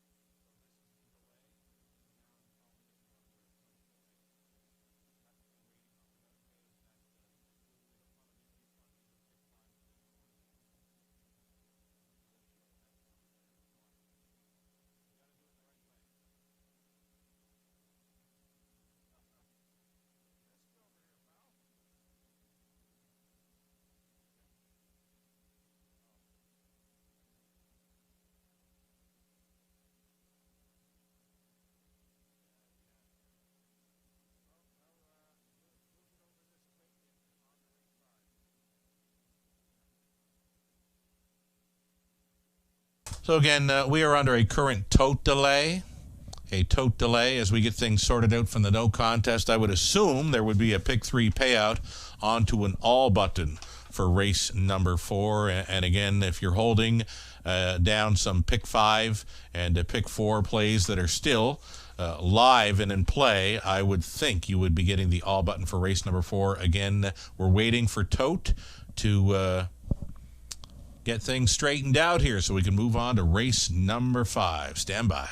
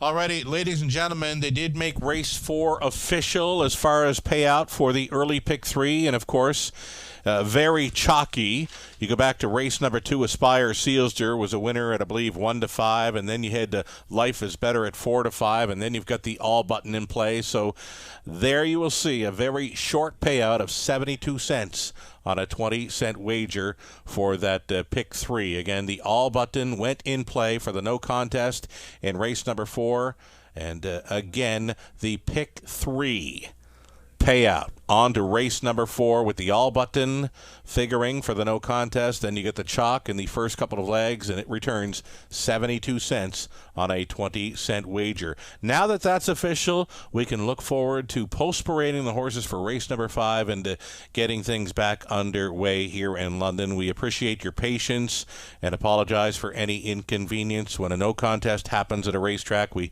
look after the horses and the drivers first, and following that, we try to get our folks paid that play the races. So thanks so much for standing by, and we'll get this 5th race underway here shortly.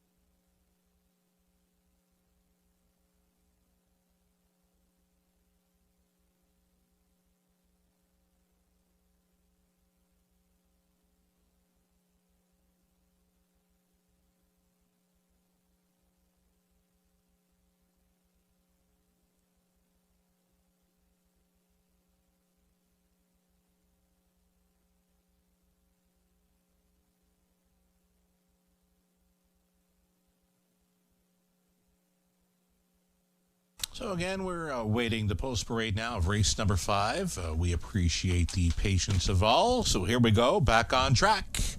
Horses on parade featuring number 1, Kenny Joe. It's Don Rankin Jr. training and driving for Kevin Gillis.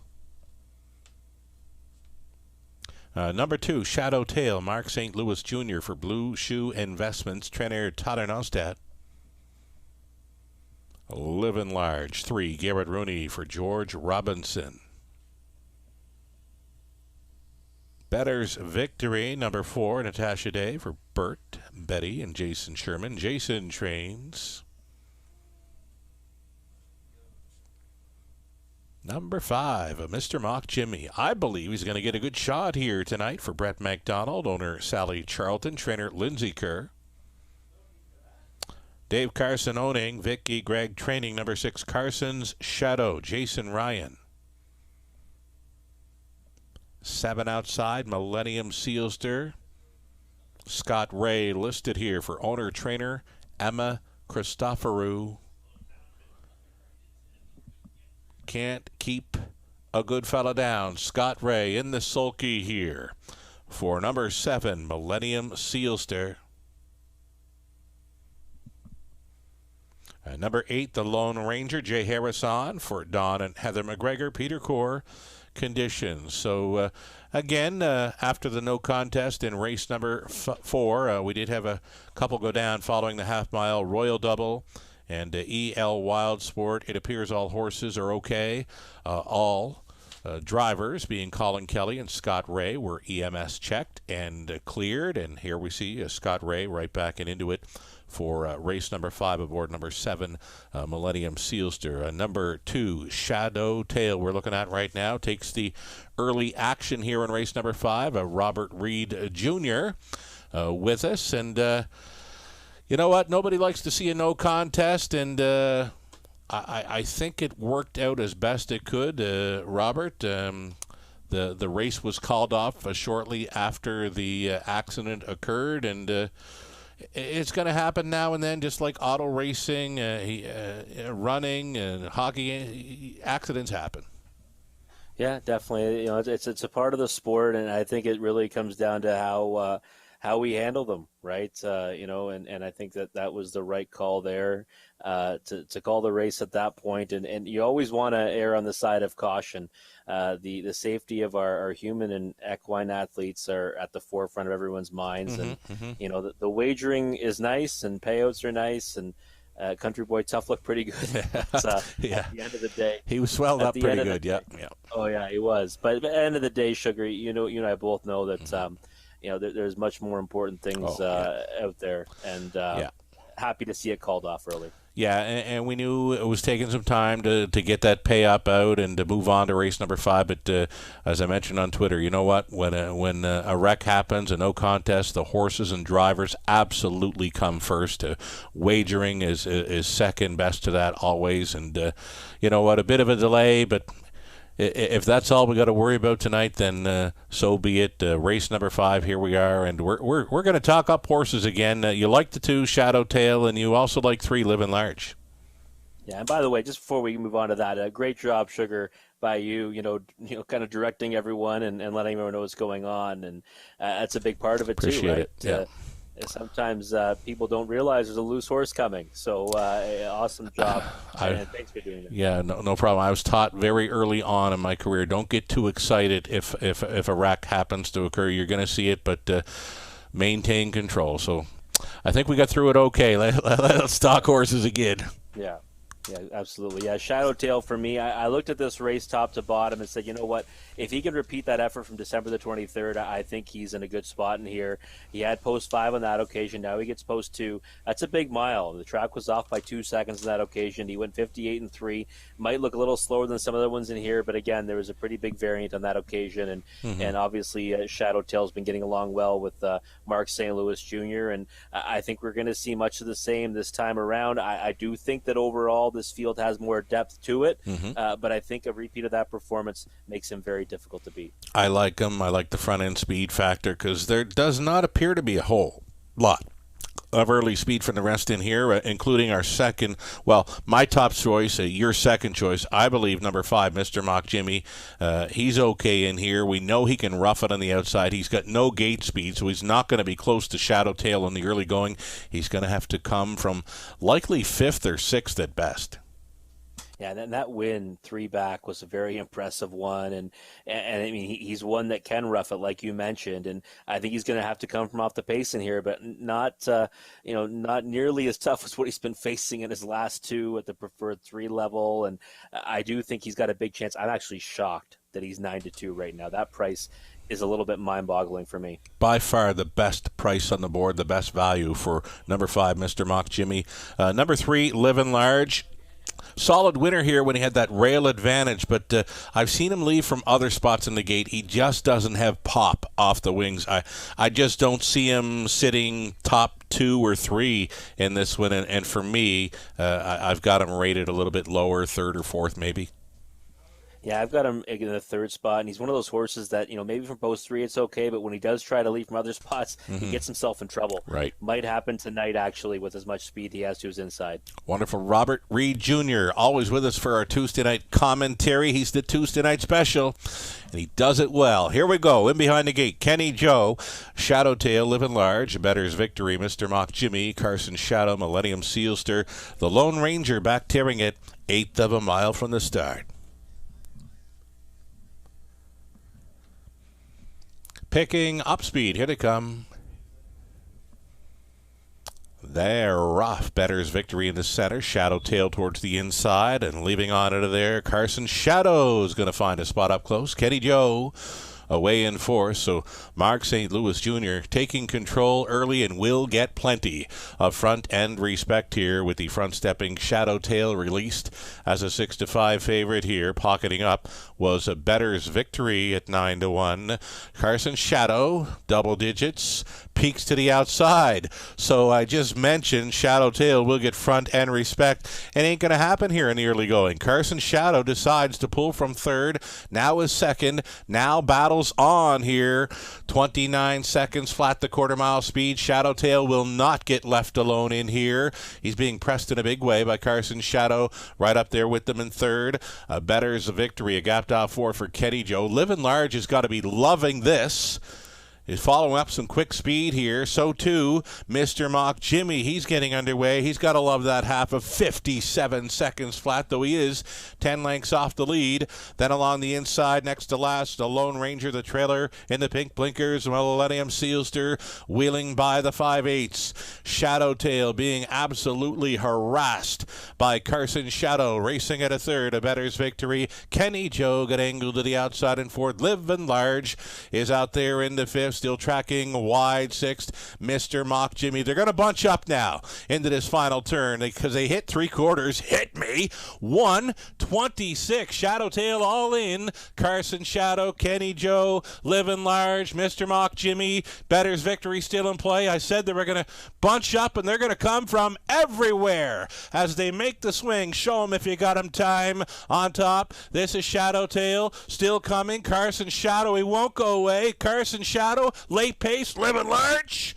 Carson Shadow, what a trip. First up forever to upset here at 13-1, 156-4.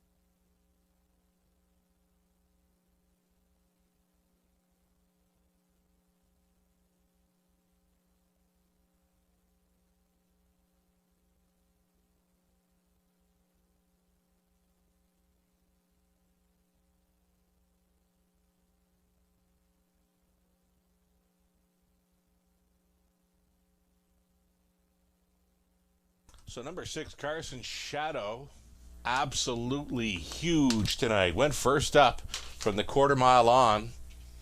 One thing I think we found out following race number 5 is that the front end is where you want to be tonight. The front end speed holding as those two that battled from the quarter mile on stuck around to finish first and second here. Carson Shadow on top, over the 2, Shadow Tail, then the 1, Kenny Joe. Dead heating for fourth were 3, Living Large in the 4, Better's Victory. So back down in front. Here is Carson's Shadow, 6-year-old son of Shadow Play, out of Carson's Lady Luck by Apache's fame for Dave Carson, the trainer, Vicky Gregg. Dave the breeder as well of this horse. Jason Ryan on board for this gutsy winning effort, a 156-4 score for Carson Shadow. 15th career win, and he's 1 for 1 in 2022. Impressive. Carson Shadow in a 13-1 upset. So 4th best, dead heating. We're going to have a pair of super high five payouts. 6-2, 1, 3, 4. 6-2, 1, 4, and 3. Again, dead heating for 4th were the 3 and 4 multiple high five payouts here in the fish. Should the winning combo even be sold? We do have a long shot winner here.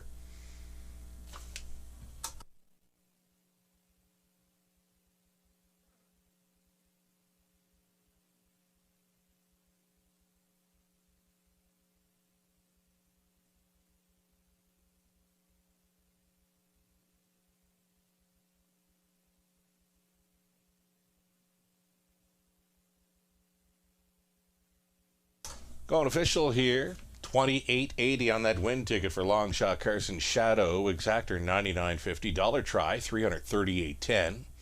Pick 5 on to race number 5, 20 setters, 71.27. The high five payout for 20 cents. Both super high five payouts coming in at $1,057.27. Again, it's a pair of high five payouts with the 3 and 4 dead heating for 4th, $1,057 and change coming back on both. 20 centers. Kenny Joe finished 3rd. Shadow Tail was 2nd. Living Large 4th in the dead heat. Better's Victory 4th in the dead heat. Mr. Mock Jimmy 6th. Carson Shadow won it. Millennium Sealster 7th. The Lone Ranger 8th. 29, 57, 126. And a mile of 156-4. Carson Shadow from the top. A 3-2, 4 dead heat, 4 dead heat, 6, 1, 7, and 8. Race 6 up next. Group of trotters. Reduced field of 6 now. Scratch the 3 and 8. Put the cheek rolls on 6. Spicy Victor. Race 6. Exacta try. Superfecta in 9 minutes.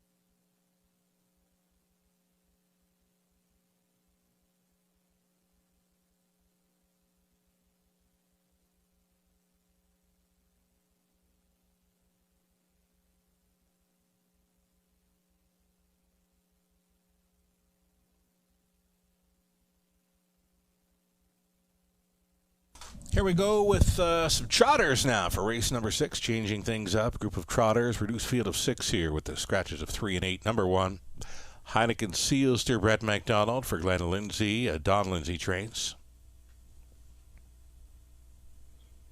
Number 2, it'll be Riddle Me Miss, Garrett Rooney for Larry Beck. Don Schuldice, Daryl Vleeming trains.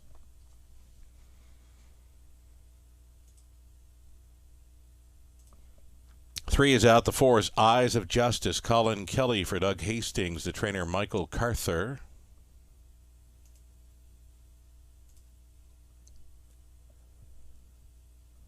Great to see Colin Kelly back up again. EMS checked both drivers, Colin Kelly and Scott Ray, following the no contest, and both checked out okay. Great to see Colin Kelly back up on 4. Eyes of Justice here for Doug Hastings, trainer Michael Carther. Here's Rankin.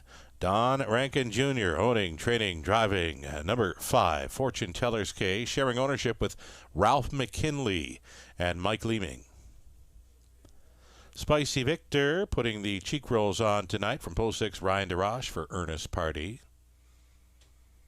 And number 7, You Killis for Triple S Equine.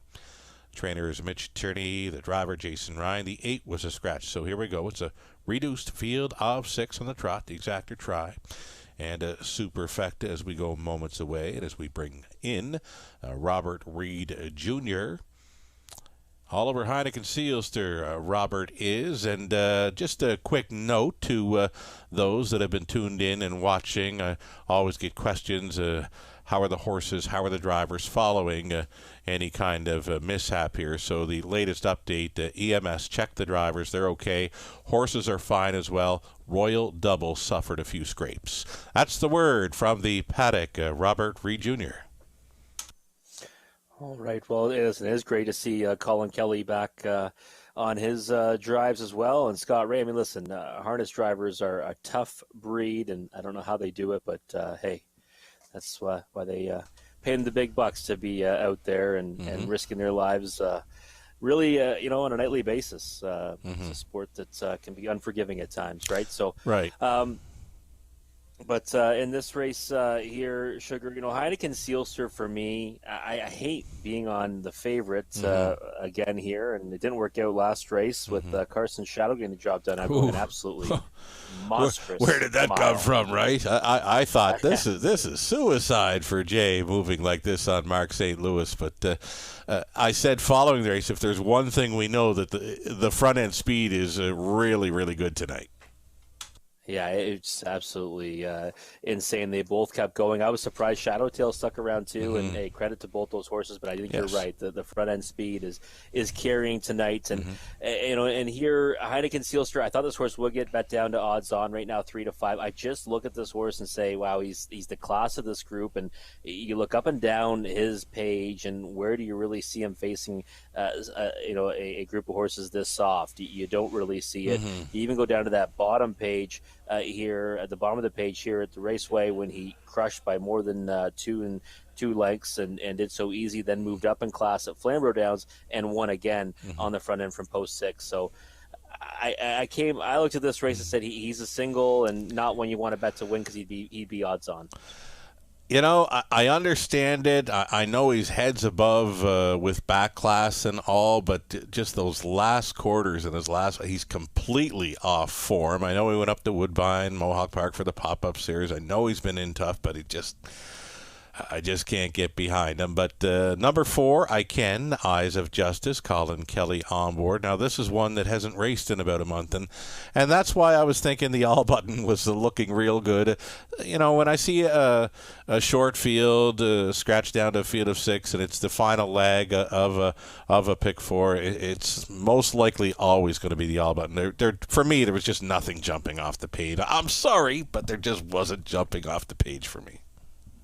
Yeah, no, if you don't like Heineken Sealster here at 3 to 5, I mean, and like I said, for me, it is hard. The second choice in here, like you just mentioned, has been off for, nearly a month. So, if you're looking to steer clear of those two, then you really have to hit the all button because, I mean, how do you handicap the rest of the field either, right? I mean, it's a race where a lot of horses are off form, and that's why I just fell back to Heineken Seelster and said, okay, these are kind of his people, right? This is a group that he can get his confidence back. He should go to the front. He should be able to pulverize this group. And Eyes of Justice is intriguing to me, but I also struggle with a horse that only has 2 lifetime wins, and kind of pales in comparison to the resume that Heineken Seelster has. Now, granted, he's certainly off form right now, but Eyes of Justice, I think, has to improve significantly to get the better of one like him. I'll tell you what, if number 1, Heineken Seelster, happens to win here, if he happens to romp away, the call is going to be he has found his form again, because right now, just no form for me to follow on number 1, Heineken Seelster. How about Rankin? 5, Fortune Teller's K for an upset factor, offering 6-1. Yeah, she's a horse that can kind of hide out and then get the job done. And one of her victories last year came at Clinton. I remember it at a bombs away price when he kind of just avoided the horses that were breaking, a couple breakers in the field, sat a favorable trip, and then got daylight at the wire and got the job done. So I think she's that type in here. I picked her for 3rd, but if she gets a favorable trip, she can be right there. And I mean, if you're looking for value on the board, she's probably right now at 7-1. I got one final thought. I like the look of number 7, Euclidus, going to the gate here for Mitch Tierney. Jason Ryan, already in the winner's circle earlier. I don't know, just a mixed bag and some horses, some nice horses, but not showing much form coming in. Here we go then. Race number 6 at the Raceway. Prior to the back half of this Tuesday nighter in London, we've got Heineken Seelster, Riddle Me Miss, Eyes of Justice, Fortune Teller's K, Spicy Victor, Euclidus. All on gate. Here they come. They're off. Rankin sending Fortune Teller's K. Heineken Seelster along the inside, looking for that back class to show up tonight. He's going to be up top and in command here for Brett MacDonald. Heineken Seelster quickly striding out by 3 full lengths. Fortune Teller's K is second. Euclidus found pylons and is up close enough in 3rd, about 7 lengths off the lead. Out of 4th, we've got Eyes of Justice, who's missed some time coming in. He closed up as a 5-2 second choice. Next to last, Spicy Victor, and trailing Riddle Me Miss. Well strung out, this compact field of 6 as they get up to the quarter mile, and 28-4, the 2-5 choice. Heineken Seelster, large and in charge thus far. He's gone along unchallenged, and here he is at 3/8 completion, right with him in second. Fortune Teller's K. It's Euclidus trying to close up the gap in 3rd. Eyes of Justice watching from 4th. Spicy Victor 5th. Riddle Me Miss is 6th. No movement. They're single file by that half mile, and 59-1. Heineken Seelster still unchallenged. The lead 2.5 lengths. Fortune Teller's K is second best, and he's all alone at that. It's another break of 3.5 to Euclidus in 3rd. Rolling now to the outside there in 4th. Eyes of Justice. Eyes of Justice trying to make something happen. Riddle Me Miss went on for 5th. An old Spicy Victor now lagging at the back. They got by 3/4. 1:28-3. Heineken Seelster appears to be turning things around in this London start. He's now got it by 4, and he's going to try for more. Heineken Seelster on top. Continuing second, Fortune Teller's K. Continuing 3rd, Euclidus. 4th is Eyes of Justice. Nothing changed from the start. 1st through 4th, and they remain at that. Finding his form, Heineken Seelster, MacDonald for the Lindsays. Second best was Fortune Teller's K. Euclidus 3rd. Eyes of Justice 4th, a 1:59 trip around London. 21st career victory, Heineken Seelster.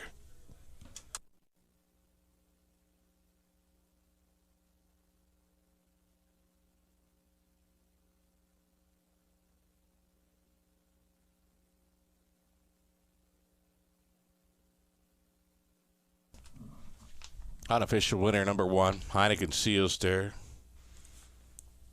1, 5, 7, and 4. Positions went unchanged from start to finish. 1, 5, 7, 4. Positions unchanged for those top 4 from start to finish. Heineken Seelster on his way back.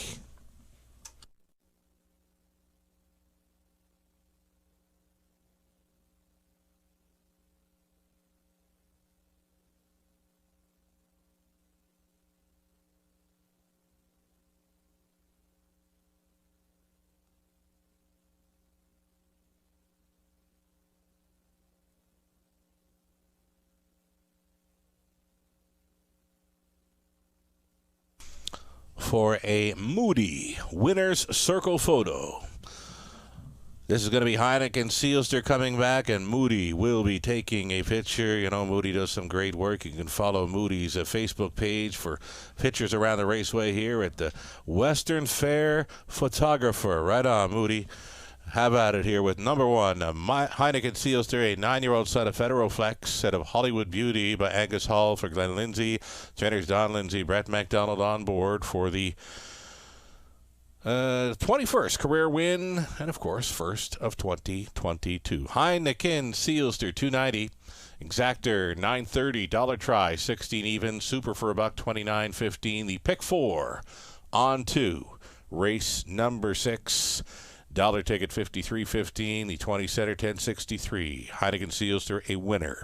A Riddle Me Miss was a 5th.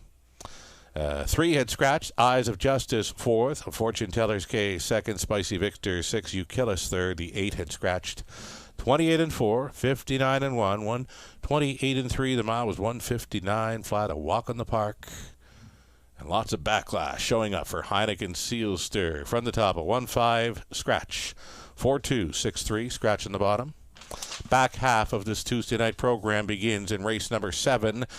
Top Class Pacers coming up 12 minutes away for a Preferred 2 event, Preferred 3 event, where they'll race for a purse of $10,000. The likes of Homie Joe, Race 'em Up, JJ Powerball, along with Bit of Luck. Those are just some we'll see in race number 7, 12 minutes away.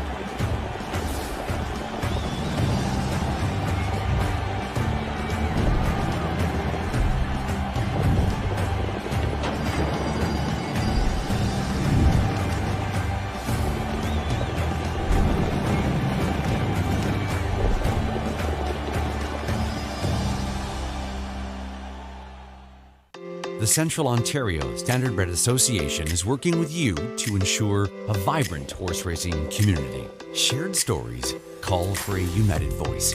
That's COSA, representing the interests of horse people racing at Ontario racetracks. So whether you're first, last, or somewhere in between, we've got your back.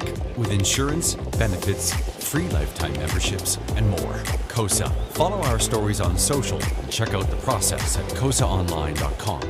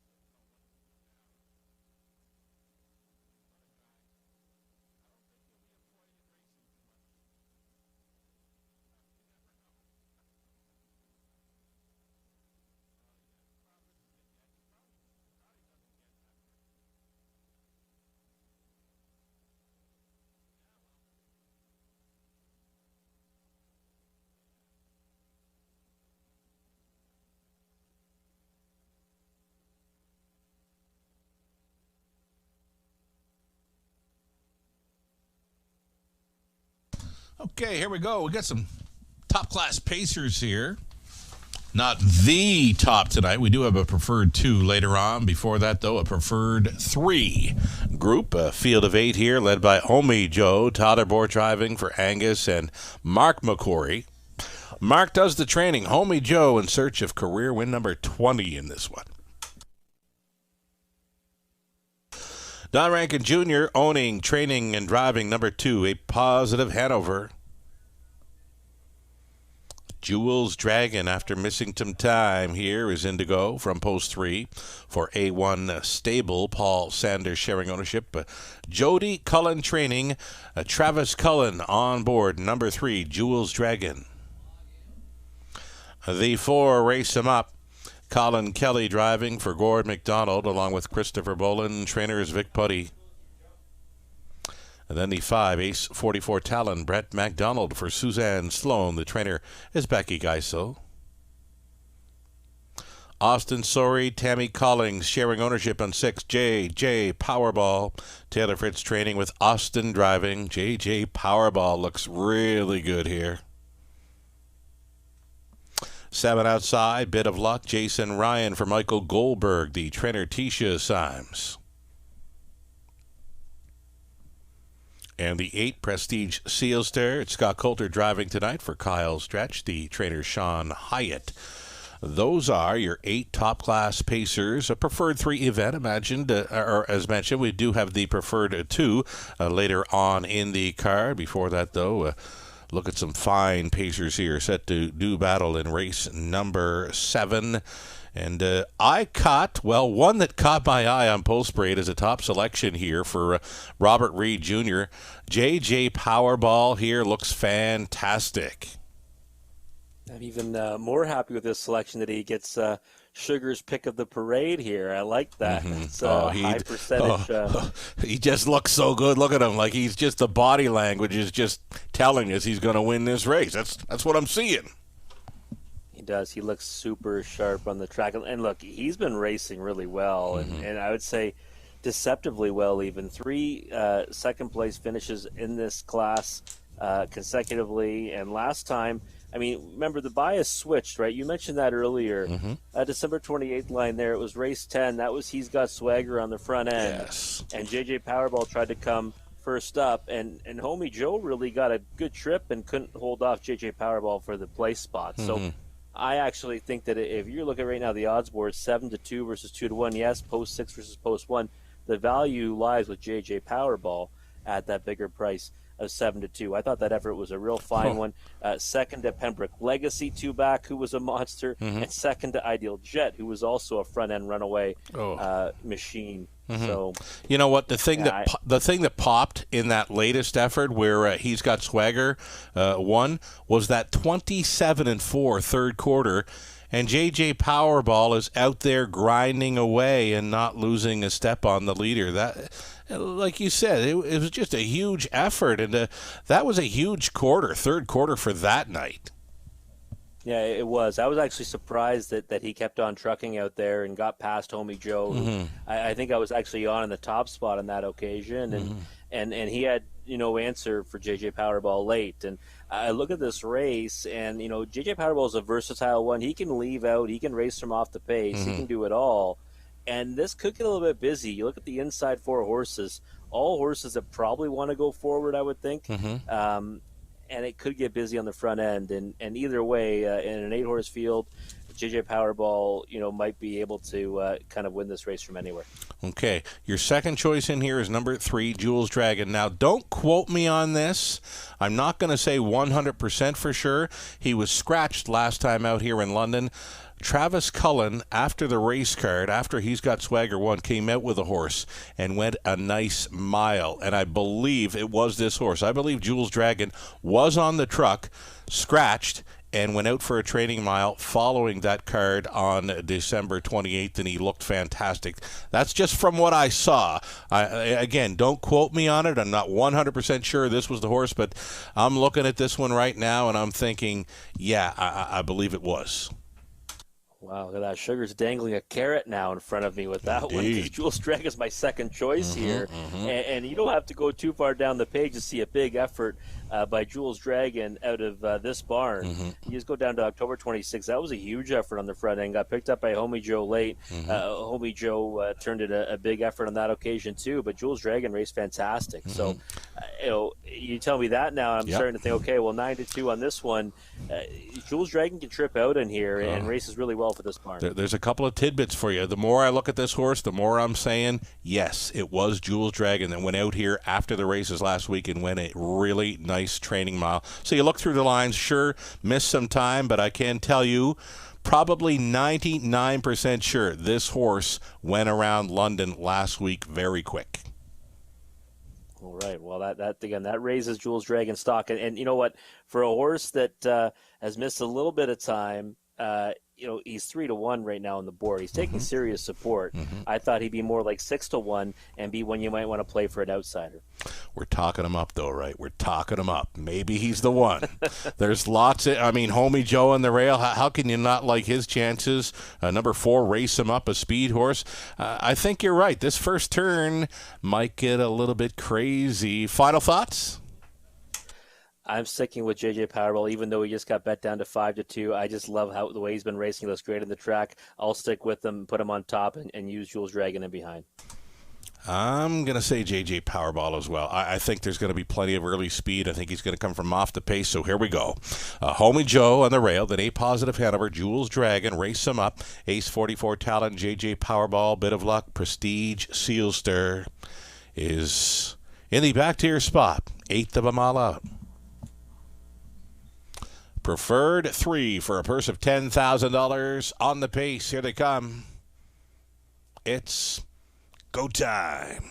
They're off. Jules Dragon fires first along the inside. Homie Joe far outside was Bit of Luck leaving out. Stacked up 3 high in the early going here. Jules Dragon, though, roused up by Cullen. Closed up at a juicy 5-1 in here. Already looking from the pocket, Homie Joe, though Jules Dragon is going enough that nobody's going to be able to make a move on this one in the early going. No give and no go action here. It's all go for Jules Dragon and Cullen. Here's the quarter mile. 28-4. Homie Joe is second. Left out there in third was a Bit of a Luck. Fourth and in for A Positive Hanover, switching wide. Fifth, there goes Race Him Up. Next in line, Prestige Sealster getting underway. Nothing yet from JJ Powerball. Likely gets involved in traffic here tonight by the looks of this trip so far. The trailer, Ace 44 Talon down in front of us. Left alone up front, Jules Dragon. Jules Dragon on the lead. Homie Joe holding second against the parked out Bit of Luck. A second over toe up in the fourth was Race Him Up. Fifth and in, A Positive Hanover. Then outside, Prestige Shielster, no room for JJ Powerball. He's all dressed up with no place to go, and Ace 44 Talon continues to trail 58-3. Halftime comfortable 29-4. Second quarter, Jules Dragon still left alone here. Homie Joe has come back for the deuce. 3-1 on the outside. A Race Him Up following up on that. It's Prestige Seal Stir going back through them now. Bit of a Luck. A Positive Hanover going up on the wide side. JJ Powerball 3 quarters 127-2. Jules Dragon has something left. Jules Dragon by a length and 3 quarters.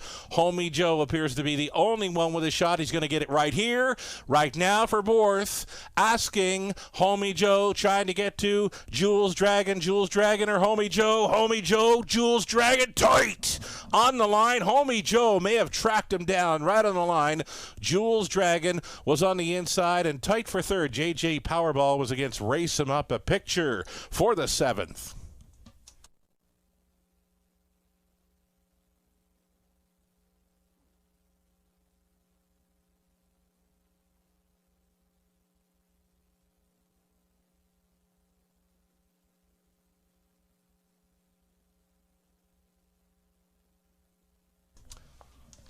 Very close here. You've got Jules Dragon trying to go downtown. You got the pocket sitter, Homie Joe, coming late here for Borth.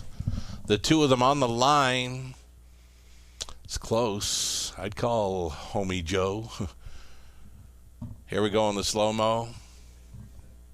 A win photo going to 1. Homie Joe. Number 3, Jules Dragon second. The 6, JJ Powerball caught in traffic a few times there. He's up for third. And then the 4, Race Him Up fourth. 1, 3, 6, and 4. It's unofficial.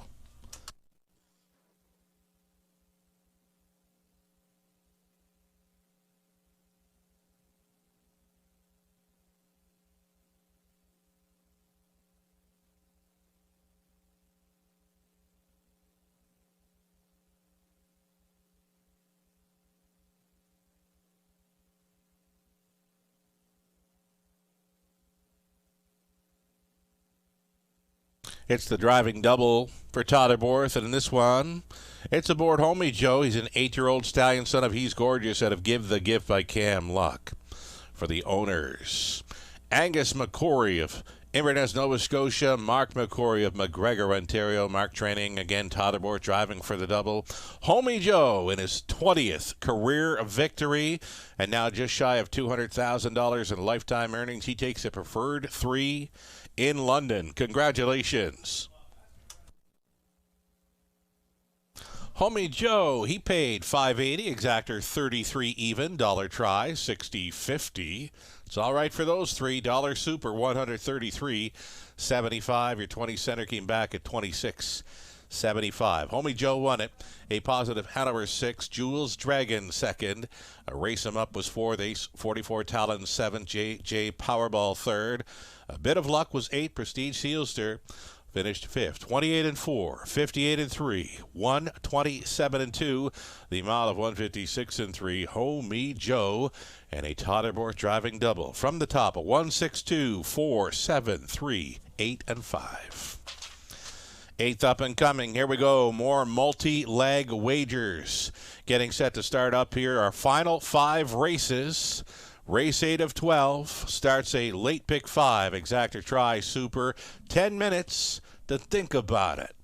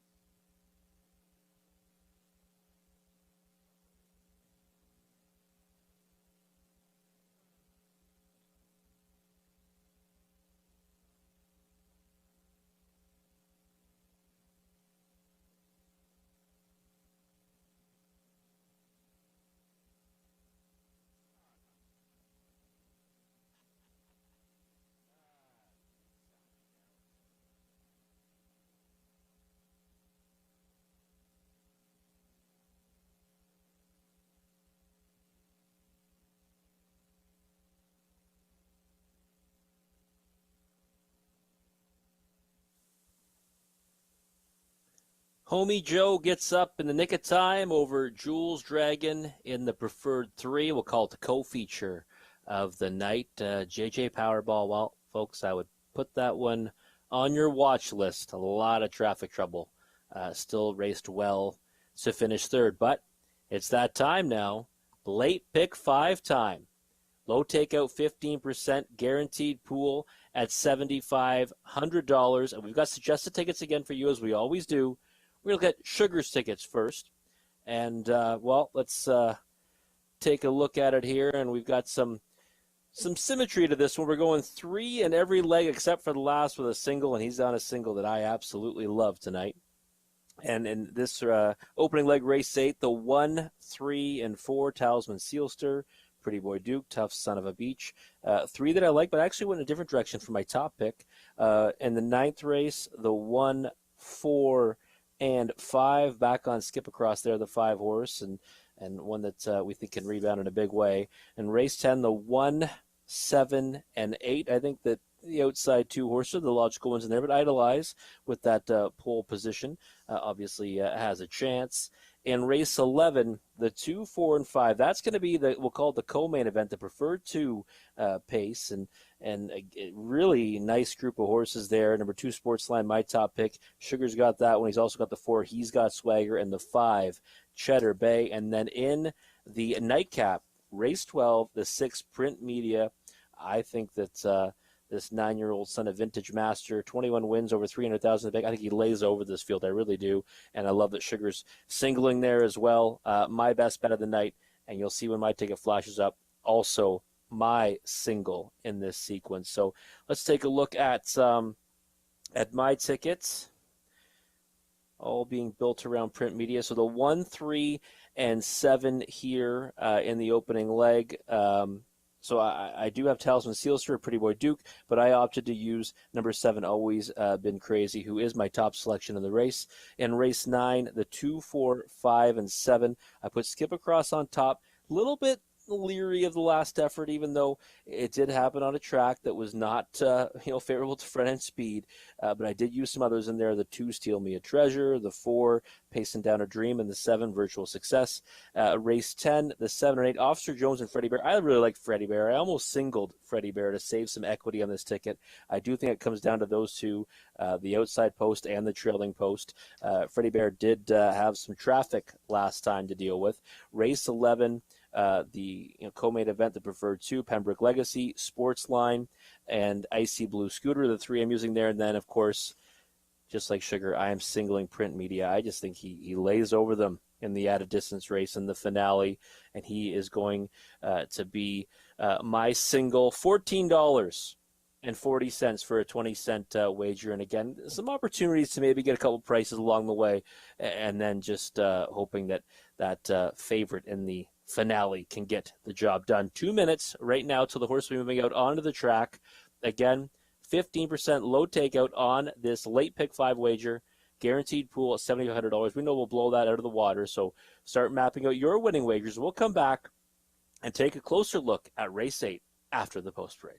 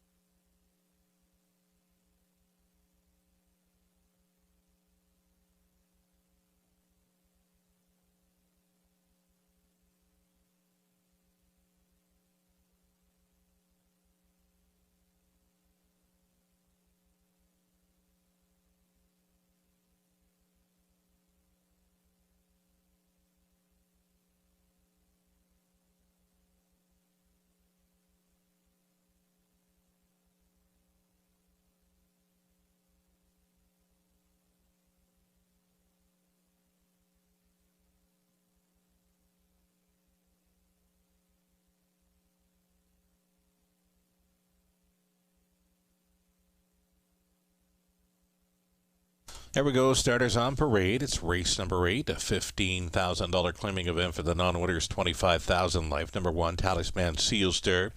Jason Ryan, owning, training, and driving. Number 2, Drive Like You Stole It. Austin Sorey for owner-trainer Rachel Andrew.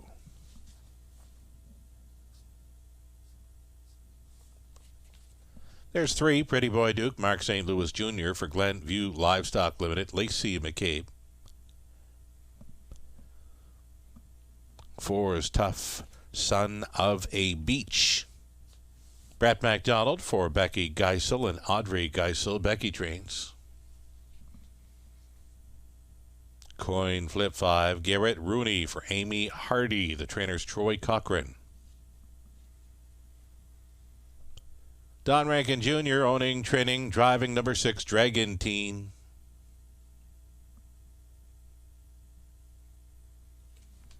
Outside chance for 7, always been Crazy J. Harris for Ron Nobes. Trainer is Bruce Goit. And then the 8, Hello You, is going to trail out for Gino Toscani. Cassidy Schneider conditions, Travis Henry will be driving. Those are your 8 pacers then for race 8. Exactor try, super opening leg of a late pick 5 in London, where we feature a $7,500 guaranteed pool, low take of 15%. And in this 8th race, Robert Reed Jr. chasing some value, chasing an outside post starter. And Robert, you got to tell me why. Well, always been crazy. You know, I was racing in the pop-up event, condition claiming series, and, raced pretty good. Won the first leg by half a length, second in the second leg. Last time, I'm going to forgive that one in the fog from the 8-hole. Also, raced pretty good here further down the page. And you look at the discrepancy right now in the odds. Pretty Boy Duke raced in the same series at Mohawk Park, and didn't have very much success. And I don't want to say this is ABC, handicapping here, but I'm going to take 5-1 over 4-5 on those two. And he looks pretty sharp on the track right now. I don't like post 7, but he has enough speed to get situated. I like the horse. I like the price. Don't like post 7 for him is all. If he would have drawn inside, I might be with you on this, but you can have him. You could have him all you like here in race number 8, opening leg of a late pick 5. I see you do have Pretty Boy Duke likely to be on the lead here again. Mark St. Louis Jr. worked out a 2-hole ride the start last week and was able to win in 58 over the snow-covered track. That was a big mile, really, and that is why I leaned towards number 3, Pretty Boy Duke, to win. You've got him pegged for second. Yeah, I do have him pegged for second. I like this horse, Sugar. I was chasing him. I mean, I picked him on December 7th. I'm pretty sure I picked him on December 14th. And I know I picked him in the Journal December 20th. You chase. Park, so you chase horses. I do chase horses. And the thing is, though, is that I actually thought last time, well, he was good. He got the job done. He won. He kind of had a lot of things go his way on that occasion. He got the 2-hole early, and then he made his move, and I kind of just felt like it fell into his lap. And I'm not discrediting the horse. I think he's a decent horse, and I think he can win again in here. But my whole thing was, I know he's going to get bet off the board. I'm going to try to get him beat, and I thought Always Been Crazy is a value horse to do it. Yep. Always try to track down the best value and the best horse for it, and that right now could be the 7, Always Been Crazy. For me, it's the 4, Tough Son of a Beach. Let's talk up the 1, Talisman Sealster here. Jason Ryan, already in the winner's circle tonight. This horse going to be trying for 3 in a row. Doesn't normally have that, flying off the gate speed, but with a rail advantage here, he could find himself up close. I would think so, yeah. You see he's been leaving from post 5 and getting away, 3rd, 4th, and 5th, and he can kind of rough it. He can race off a helmet. You can't really take too much away from those. Last 2 victories were good. His last one was actually, he was a jog burger. So you look at this and say, he's facing tougher, but he's got the pole position to work from, and confidence is a big thing, right? Just like sports, sure. It's a big thing in horse racing. and this one should be brimming with it right now. So I wouldn't be surprised to see Talisman Sealster get the job done here. And if you're not sold in the 4 to 5 on Pretty Boy Duke, it's another viable option for you. Yep, price is right at number 1, Talisman Sealster. Price is okay on 4, Tough Son of a Beach as well. Now, for me, the best trip I seen this horse go is about 4 back when he finished 3rd, 13 lengths behind, but he made up a ton of ground. He paced a huge back half. He goes out and wins his next start where he was 10-1 in the morning line. There was just no price to be had. And then, you know what? From 8th, sitting 8th, he's got no early speed, by the looks of it. He did finish 4th. And then last time out, I expected him to follow up and have a big late kick, but it just wasn't there. And, you know, they were racing on a snow-covered track, but tonight it's a little better. The front-end speed is pretty good. Jules Dragon was hanging in there right against Tommy Joe. Yeah, he was. That was a big mile by Jules Dragon, and it almost got the job done over him. And I remember you loved Tough Son of a Beach 3 starts back. I know you did not like the price, but right.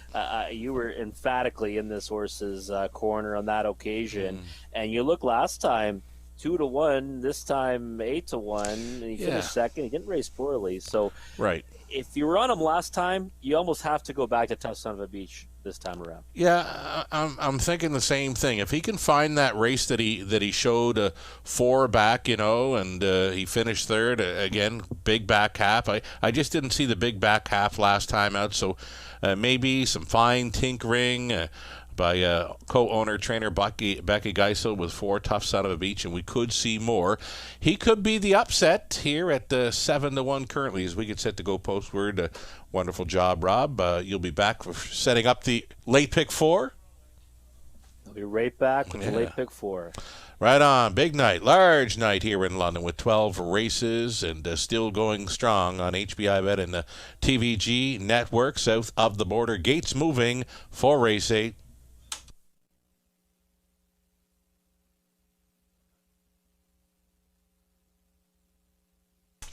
There we go, and I just got 5 coin flip moving in behind the starting gate, and boy, did he look very sharp and on the bit here for Garrett Rooney. He may show early speed off the gate here at 17-1. They're at the top of the stretch. 8th race, Pacers picking up speed. Here they come. They're rough. Always been crazy. Pretty Boy Duke. And along the inside, Talisman Sealster. 3 wide again into the opening turn here in London. St. Louis asking Pretty Boy Duke. Pretty Boy Duke responding for St. Louis. Leading in the early going here by 2. Talisman Sealster now for the trip second. Up close in 3rd, a good early spot from outside post. Always been crazy. Will race from 3rd. Drive Like You Stole It. Looks at it from 4th.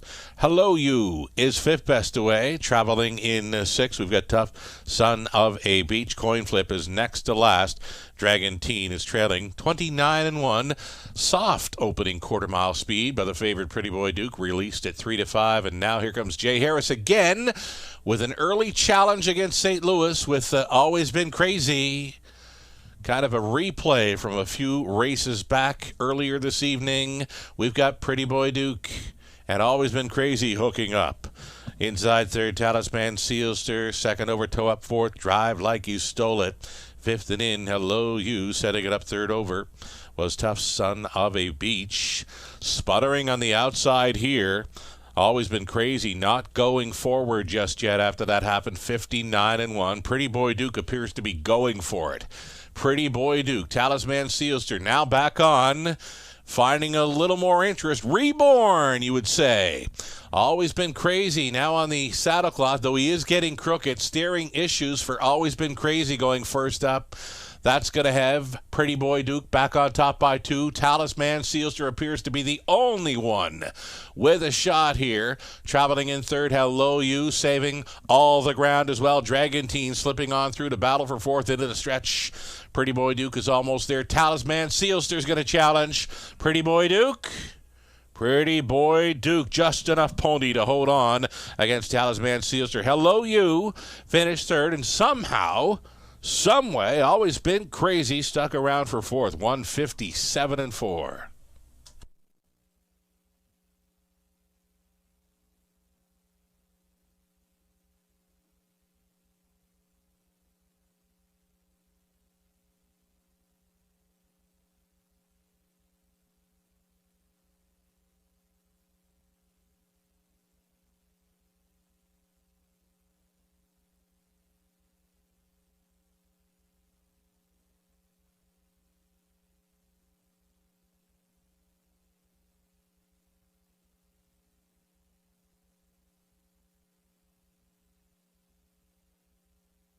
It's the 3. Pretty Boy Duke winning here at 3-5 over 1. Talisman Sealster.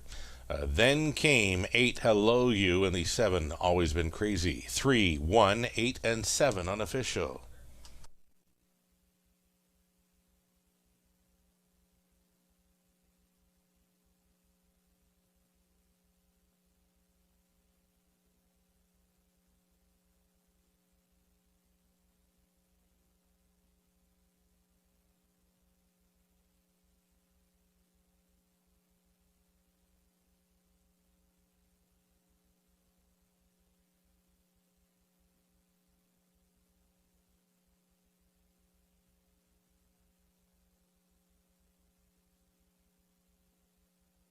Here's Mark St. Louis Jr. coming back aboard number 3. Pretty Boy Duke. Pretty Boy Duke, the 4-year-old son of Sunshine Beach, had a pretty thing by Estrellos, owned and bred by Glenview Livestock Limited.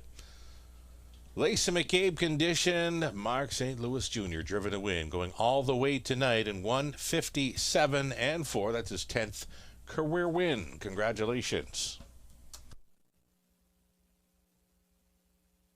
330 on the nose, exactor 740, buck try 99.85, buck super 659 even, 20 center 131.80. Talisman Sealster second, drive like you stole it fit. Pretty Boy Duke was a winner, tough son of a beach 8, coin flip 7th, a Dragantine 6, always been crazy 4th, Hello You 3rd, 29 and 1, 59 and 1, 128 and 2, and it's a mile of 157 and 4. Pretty Boy Duke on top.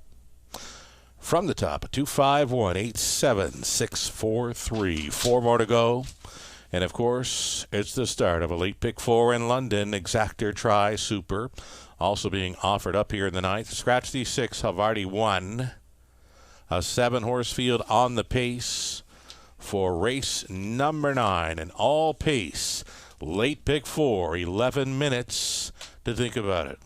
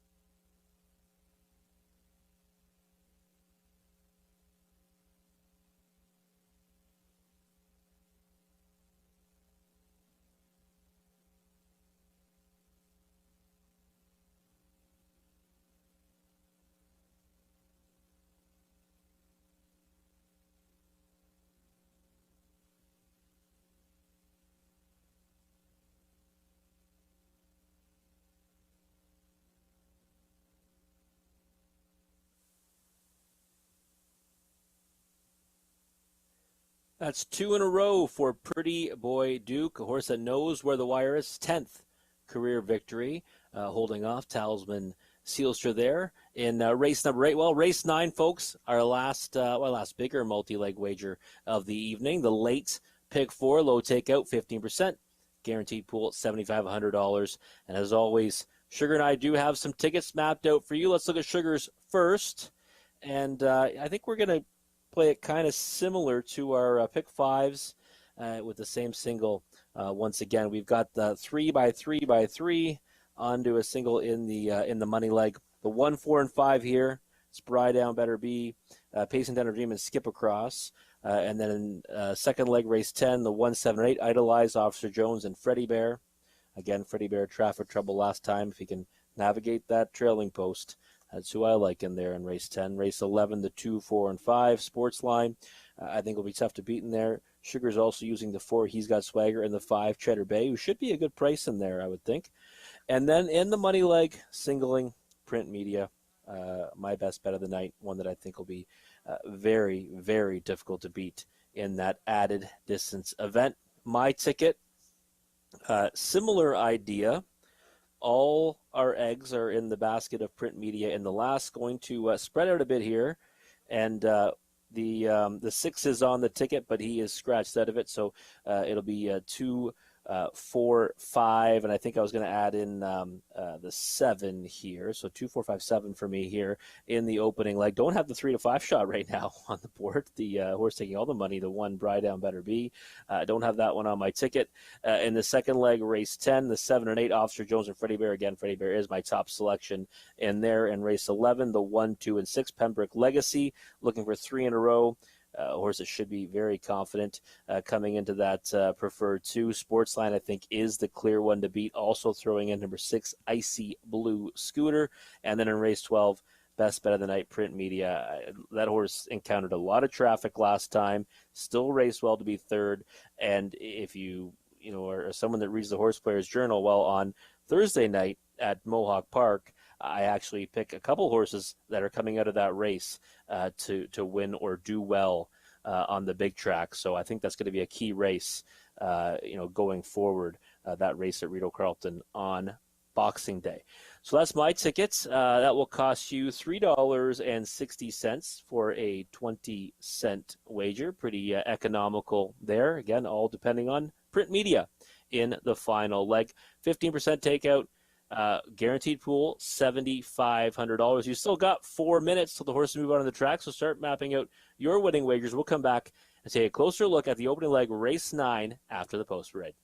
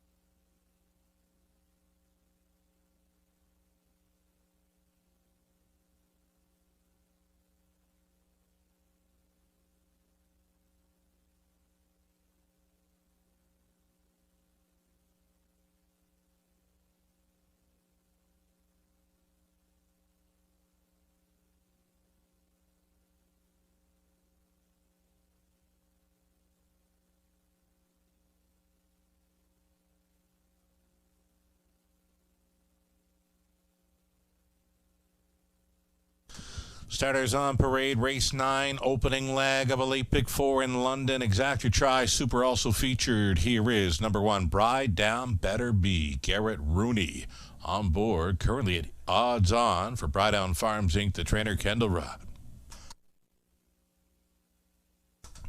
Number 2, Steal Me a Treasure, Colin Kelly on board for Lloyd Stone, Vic Putty, Mike Horwood, and a numbered Canada Inc. Vic Trains. Better Country 3, Travis Cullen on board for Blair and Erna Corbeil. It's Robert Fellows conditions. Doug Millard owning John Yate conditions 4, Pacing Down a Dream, Brett MacDonald. Trying for a bounce-back performance, number 5, Skip Across, Tyler Borth for Steve Palermo and Jeff Rooch. It's Steve Boston's training. 6 was scratched. The 7, Virtual Success, Austin Sori for Yolanda Fellows, Blair Corbeil and Arpad Zabo, Rob Fellows trains. And then the 8 horse from the trailing spot, Best Kept Secret. It's John Bell owning, Sean Hyatt training, Scott Coulter aboard. A reduced field of 7 now for the 9th race. Exacta Tri Superfecta at a late pick 4 begins. Top selection here in race number 9 for Robert Reed Jr. Number 5, Skip Across. And we've said it a few times already. It's probably worth mentioning again. This one tried to go gate to wire last time out when the front end speed was just not working for any of them.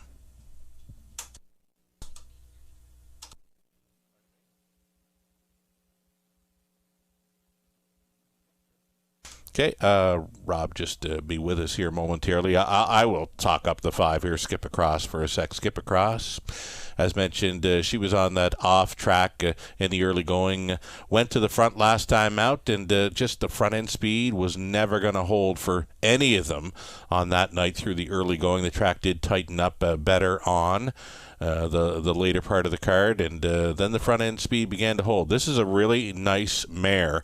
She went first up for a long ways and got the job done on the 21st of December against some very nice horses. Huge back half in that one, 59-3. So more than capable of showing up with a bounce back effort. And right now, the price is right at 7-2. Yeah, I'm back with you, Sugar, and it's 7-2 is really a wild price on this one. Mm-hmm. I really believe strongly that that bias that we saw last time kind of did her in, because it looked like the half like she was home and cooled. I'll be honest, I was already kind of trying to figure out how much we were going to cash for and what tickets we had alive, and then all of a sudden it just her stride shortened and she was all done, and I really think it was the bias. Yeah, it was so apparent. I'm with you. She looked so good at the half mile, and going up past 3/4, she just started to kind of waver. As you mentioned, the stride short enough. You could definitely tell it was a tiring track early on that program, and you know what? There was probably a lot of money to be had betting the closers in the early part of that card, because we did see it plain as day in the early going. It was a tiring track. Yeah, it definitely was, and that's why I honestly thought Skip Across was going to be hammered down in here. Yeah. I really did. I thought that the betting public would forgive her for that, and kind of look back to the start before that when she was incredible first over. And right now, I'm licking my chops at 7-2 because I actually considered singling her in the pick 5 sequence. Said, well, I feel really strongly about the last leg, so maybe we'll just spread out here. And I don't even have the one Bride Down Better Be right now at 6-5, and really the reason for that is when an effort jumps off the page at me like this, I might sometimes say, you know what, I'm going to steer clear, and maybe it'll be shame on me afterwards, but I want her to kind of side elsewhere. The one is going to get away well, that I believe, but I'm with you with 5, Skip Across. Skip Across, that price is insane right now at 3-1. All you got to do is forgive her last start, and you go back to the start before. If she's anything close to what she did here on the 21st of December, she will win easy. And here's Brett McDonald aboard 4, Pacing Down a Dream, another one that could figure in here. It's been knocking on the door, so to speak, in recent starts, second and third, and a bunch of outings here in London. Yeah, I think so too. You see 4 consecutive on the board finishes, and another one right now sitting at 3-1. I kind of pegged this one as probably being one that would take support in here, and it is at that price. But I personally am on the 5-4 for the Exactas and the Exotics, and I thought Pacing Down a Dream's been in improving form. One that kind of gets better each time she goes on the track right now, and I think she gets a big piece of it tonight. Yeah, so Bride Down Better Be, she's a winner here on the 21st and 58-3, and that was a pretty big trip, but it was a dream trip. I mean, there was nothing else. There was the heavy favorite in front of her, and there was nothing closing from the backfield. So likely got the best trip of her life, Bride Down Better Be, in that last outing, and that's why she's taking the action here. The line does look good, but it was more or less gift-wrapped, right? A gift-wrapped win. Yeah, and you've got to look at those ones sometimes and say you're willing to take a stand against them, especially if they're going to get bet down to 8-5. I thought that maybe 5-2 would be more like her number in here. And again, I'm not taking anything away from her, but it's like you said, it's hard for her to now replicate that trip. That's what she might need again to win in that kind of fashion. Not saying she can't win anyways with a different type of trip, but I just think it's kind of unlikely. If it's not favorable for her, I'm not seeing her in the winner's circle. These are much better horses she's facing this week. Yeah, oh yeah, absolutely. It's a step up in class that people sometimes don't realize that it's a lot more than what the purse reflects. The purse is only a $400 difference, but there's $10,000 in lifetime earnings there. That's a big difference. And here's the deal too, Robert. You look through the program quickly. If people are playing this race just looking at the program quickly, all the horses are showing 2 minutes and 2-1 in the most recent start. This one is showing 58. That was on a really nice night here, December 21st. So that's likely jumping out at people. She does show 58, but there's a lot of them in here that can go 58 in this one. Yeah, I agree. And right now, 2-1 now and Skip Across. Still, to me, not a bad number. Okay, there you have it, folks. Robert Reed Jr. and myself sticking with Skip Across. Here we go, lining up. Bride Down Better Be, Steal Me a Treasure, Better Country, Pacing Down a Dream, Skip Across, Virtual Success, Best Kept Secret, Back Tearing It. There are 16th out, picking up speed. Opening leg of a late pick 4 in London starts now. They're rough. Better Country out first. Next door, Pacing Down a Dream along the inside. Bride Down Better Be wants to secure a spot up close. It appears she's going to find the 2-hole ride. Better Country did go to the top here for Cullen. Bride Down Better Be, she's considering a move to the outside here, and here she goes. She's roused up for a quarter-mile burst. She's going to try to take control, and she will do so. Bride Down Better Be does take command at the quarter mile, 28-2. Second best for Better Country. Pacing Down a Dream will watch and wait from third. Fourth best for Steal Me a Treasure on hold. Fifth is a Skip Across. Then it's back to Best Kept Secret. The trailer moving out, Virtual Success. So the backfield will be in motion here on the half-mile approach. Bride Down Better Be has got the white blaze up front. Here comes Pacing Down a Dream now. The first up challenger. She has already reached the wheel. Now she's on the saddle cloth, and now she's going to go bridle to bridle with the pace setter, following a half of 59 seconds flat. That was a 30-3 rated second quarter for the pace setter. Bride Down Better Be. A stiff challenge here from Pacing Down a Dream, who's been knocking on the door.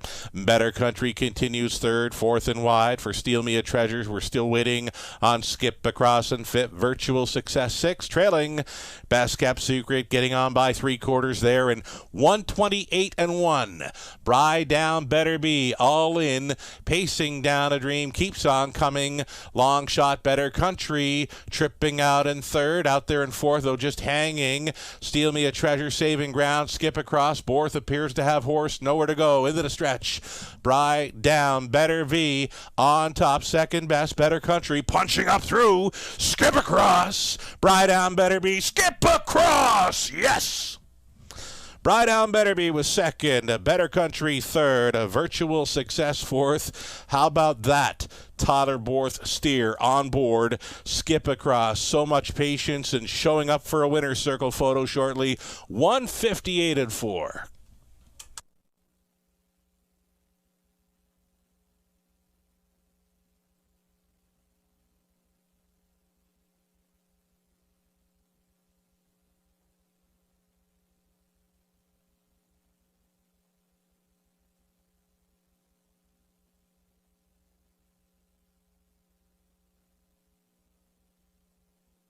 Unofficial winner number 5, Skip Across, saved all the ground and punched on through late against the 1, Bride Down Better Be. The 3, Better Country third, and 7, Virtual Success fourth. 5, 1, 3, and 7. Top 4 unofficial, you've got the odd numbered Superfecta here showing up in the 9th.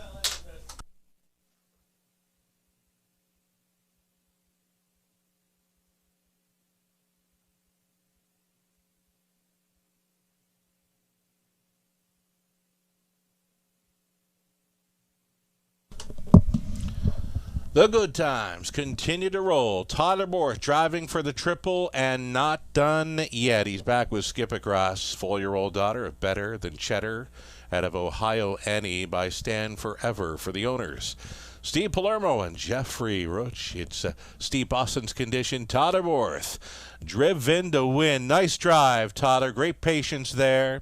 158 and 4. Skip Across at 9 to 5.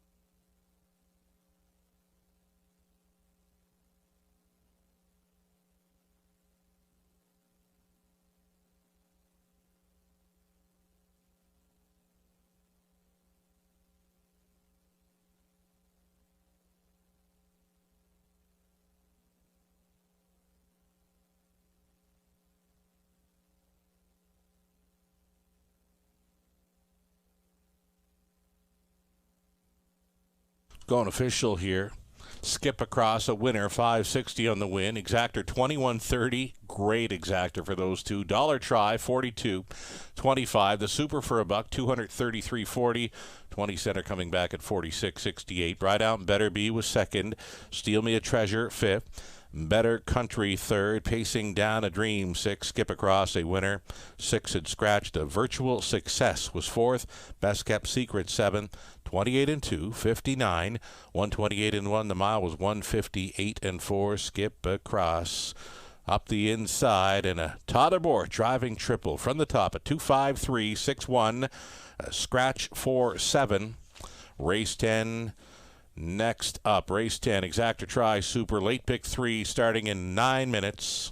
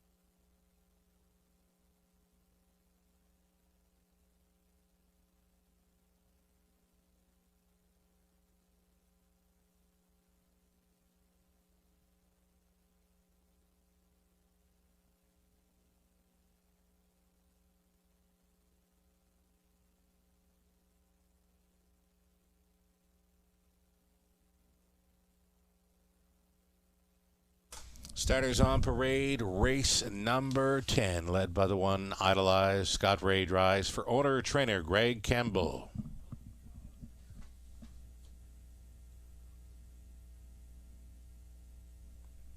Bet on Brett 2, Travis Cullen tonight for Brandon Guerra, the trainer's Mark Goddard.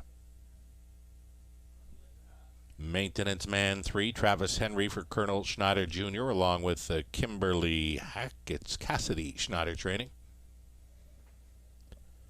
Limco Inc., the owners, Vic Putty training for Mortgage My Villa, Brett MacDonald. Global Crush 5, Lauren House for Brenda Shelton, Kim Mulvey, Alan Shelton trains. 6, it'll be Rolling Rock off the win for Karen Corner. Trainer Jeff O'Brien. The driver is Johnny Hahn. Current favorites, the 7, Officer Jones. Huge trip to be second best to the last time out over Flamborough. This one for Limco Inc. Dr. John Tobin, the trainer, Vic Putty, the driver, Colin Kelly. And then the 8, Freddie Bear, caught in traffic in a big way last time out. He's owned by a numbered Ontario Inc. and trained and driven by Jason Ryan. Those are your starters here. The 10th race, Exacta Tri Super, the start of a late pick 3. 3 more to go in London. And I'm thinking Robert Reed Jr. likely went back and caught the replay for Freddie Bear.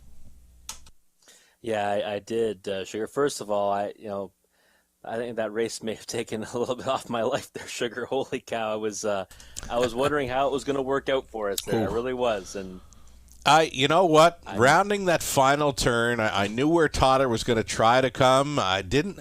She was far back, man, to come up the inside like that.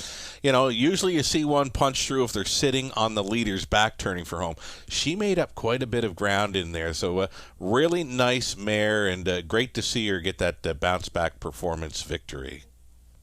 Yeah, she did, and I mean, what a slick steer. It was really his only option. Yeah. But I would have gave you probably 10 cents on the dollar on my tickets. Literally, turning for home, I thought there was no shot. Yeah, going into the final turn, too, right? He was thinking about going wide. If he would have went wide, there'd been no shot there, and then he just... Yeah.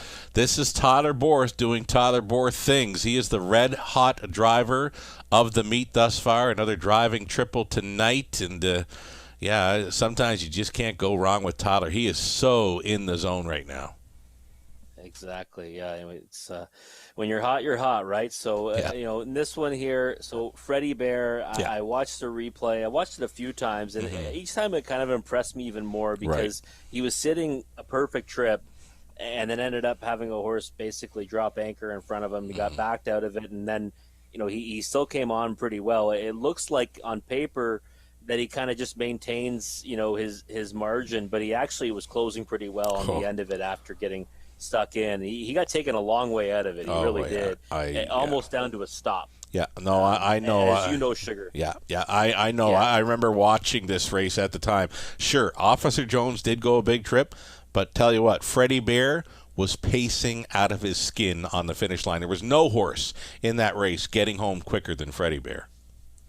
He was, and he paced straight through the wires. Yeah. So, I usually look at bookends, first half or first quarter, final quarter, 27-4 first quarter. His last quarter, 29-3, is not even fair to what he actually did because he was stalled for a lot of it and then coming on, flying past the wire. So for me, now you go to him, he's got post 8, so what can happen again tonight?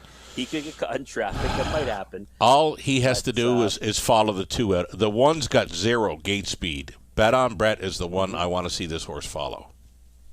Yeah, it's true. Yeah, and Freddie Bear is one that when he's on his game, you can see further down the page there. In against maybe a bit easier than this, but he can pulverize them on the lead. He's one that can get to the lead. He can sit a good trip. He can come from off the pace, and he's getting respect down to 3-2 right now. And he's another one that I actually had him marked in as my best bet on the card. The only reason that made me steer clear is the fact that he's got that trailing post.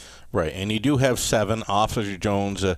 pegged for second. I did peg him to win, but the more I think about it, there's just no way this horse is going to be sitting up close.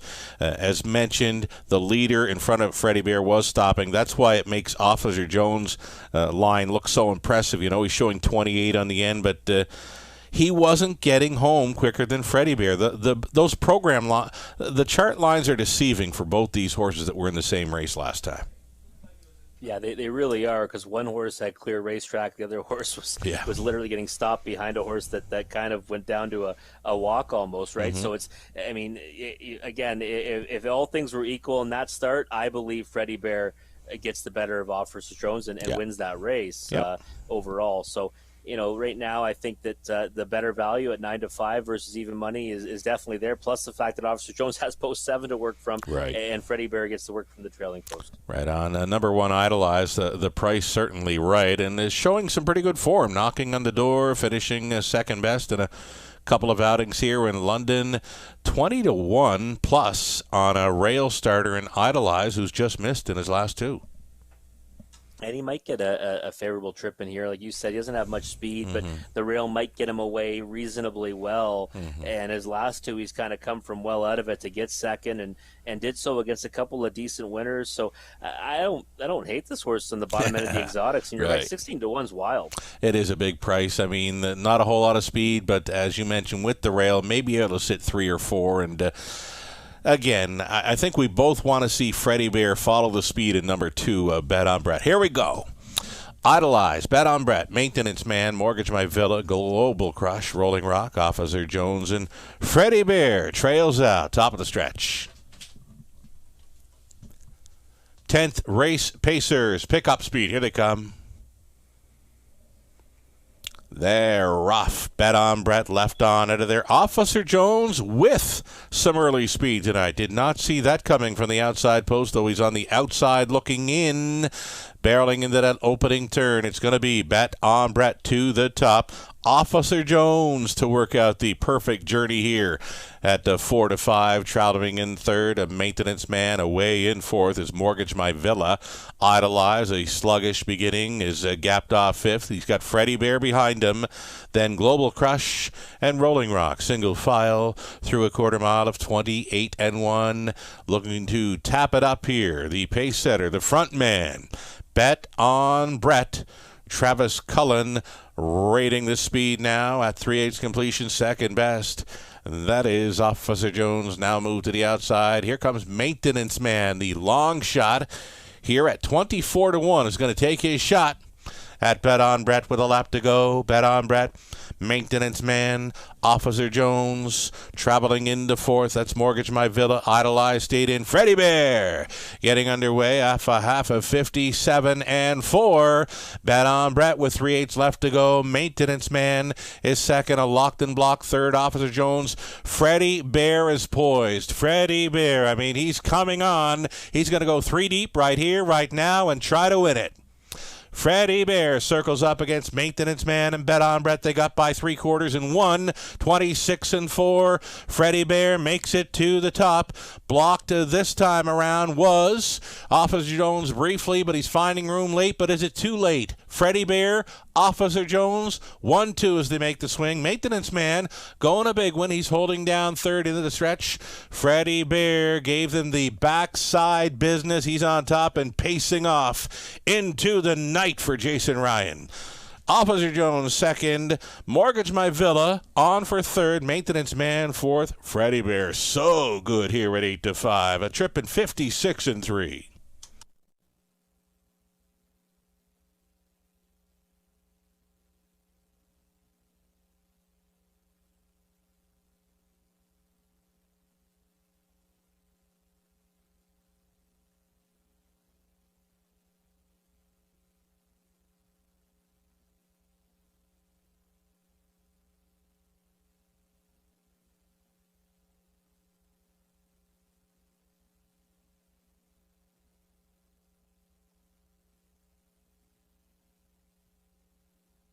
There's Freddie Bear all alone here for Jason Ryan, winning over Officer Jones, who's second. On for third. Mortgage My Villa closed up well.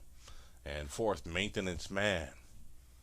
8-7 kind of jumped off the page in that one. 4-3, finishing third and fourth.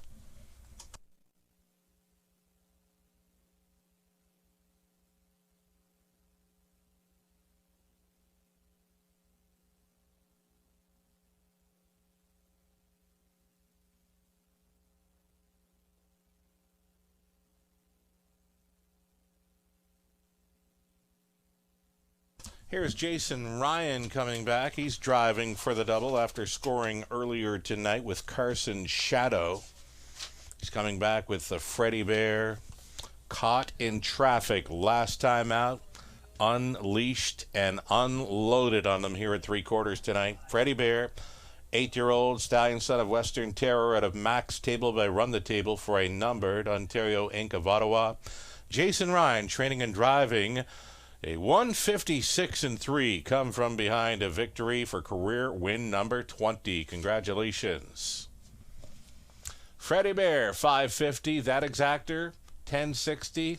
Is all right. Triactor, dollar try, 42.65. Super for a buck, 202.80 or 20 center worth, 40.56.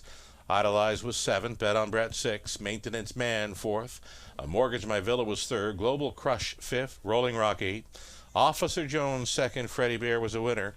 28-1. 57-4. 126-4. A mile of 56-3. Freddie Bear from the top, a 7-6-4-3-5-8-2-1. We've got 2 more to go. We've got a late double starting up next. Exactor try, Superfecta preferred 2. These are the big boys to battle in race 11. The Pembroke Legacy Sportsline Outlaw Grabbing Gears. He's got Swagger, Cheddar Bay, and Icy Blue Scooter is in from the west. 9 minutes away. Good luck.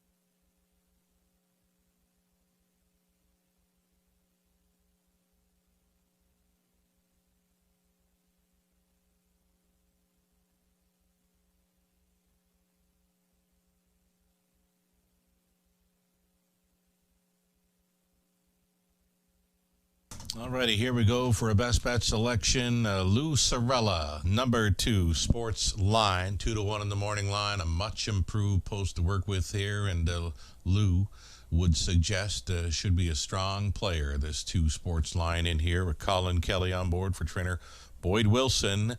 Gets away from some tough foes over Woodbine Mohawk Park, and before that, solid showings over Flamborough with some very quick miles. And, of course, I mentioned it all the time that Flamborough is quicker than London this time of year. So keep that in mind when comparing the Flamborough lines to London. Number 6, Icy Blue Scooter, an interesting play coming in from Century Mile. Out in Alberta. Before that was at the Fraser Downs in BC. Has been here in Ontario before, but may need a few starts. Has missed about a month of racing action. Icy Blue Scooter from an outside post here coming up in race number 11.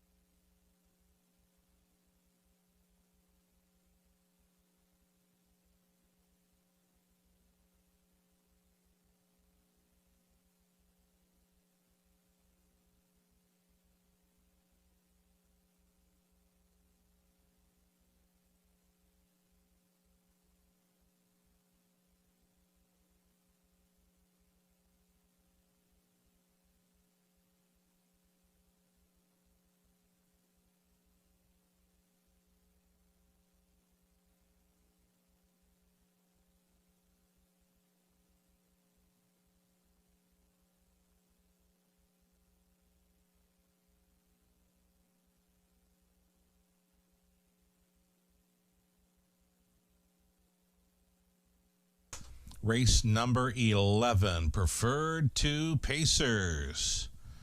Set to battle here for a purse of $13,000. You're looking at 1, Pembroke Legacy, coming in here for owner Sam Taylor with 2 straight victories. Lornhouse, training and driving with a rail advantage.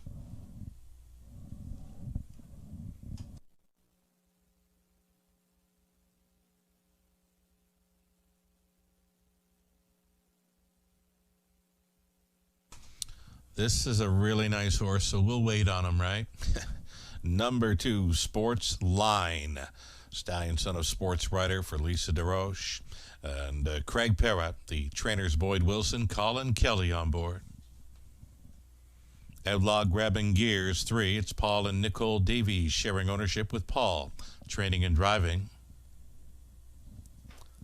A1 Stable owning. It's Jody Cullen training 4. He's got swagger. Travis Cullen.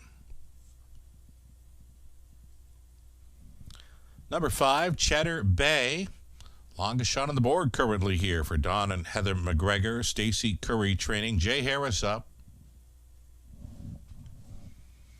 And to complete this one, in from the west, number 6, Icy Blue Scooter, goes out for Nathan Sobey, Diane Bertrand, and Rob Gillespie. Paul Davies training, Travis Henry on board, Icy Blue Scooter.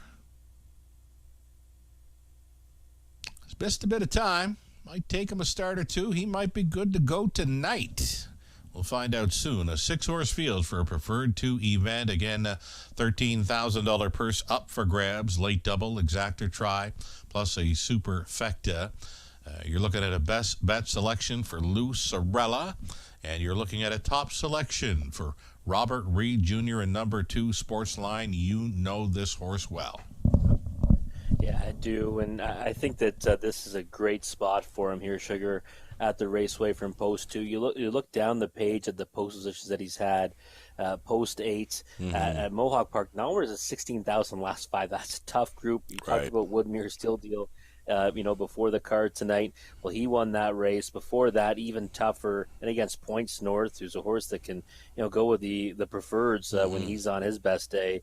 And before that, post 7, post 6, post 7 at Flamborough Downs, and still getting the job done by a head. So, Sportsline, is a real nice horse, and I think this looks like a real favorable spot for him tonight, especially from post 2.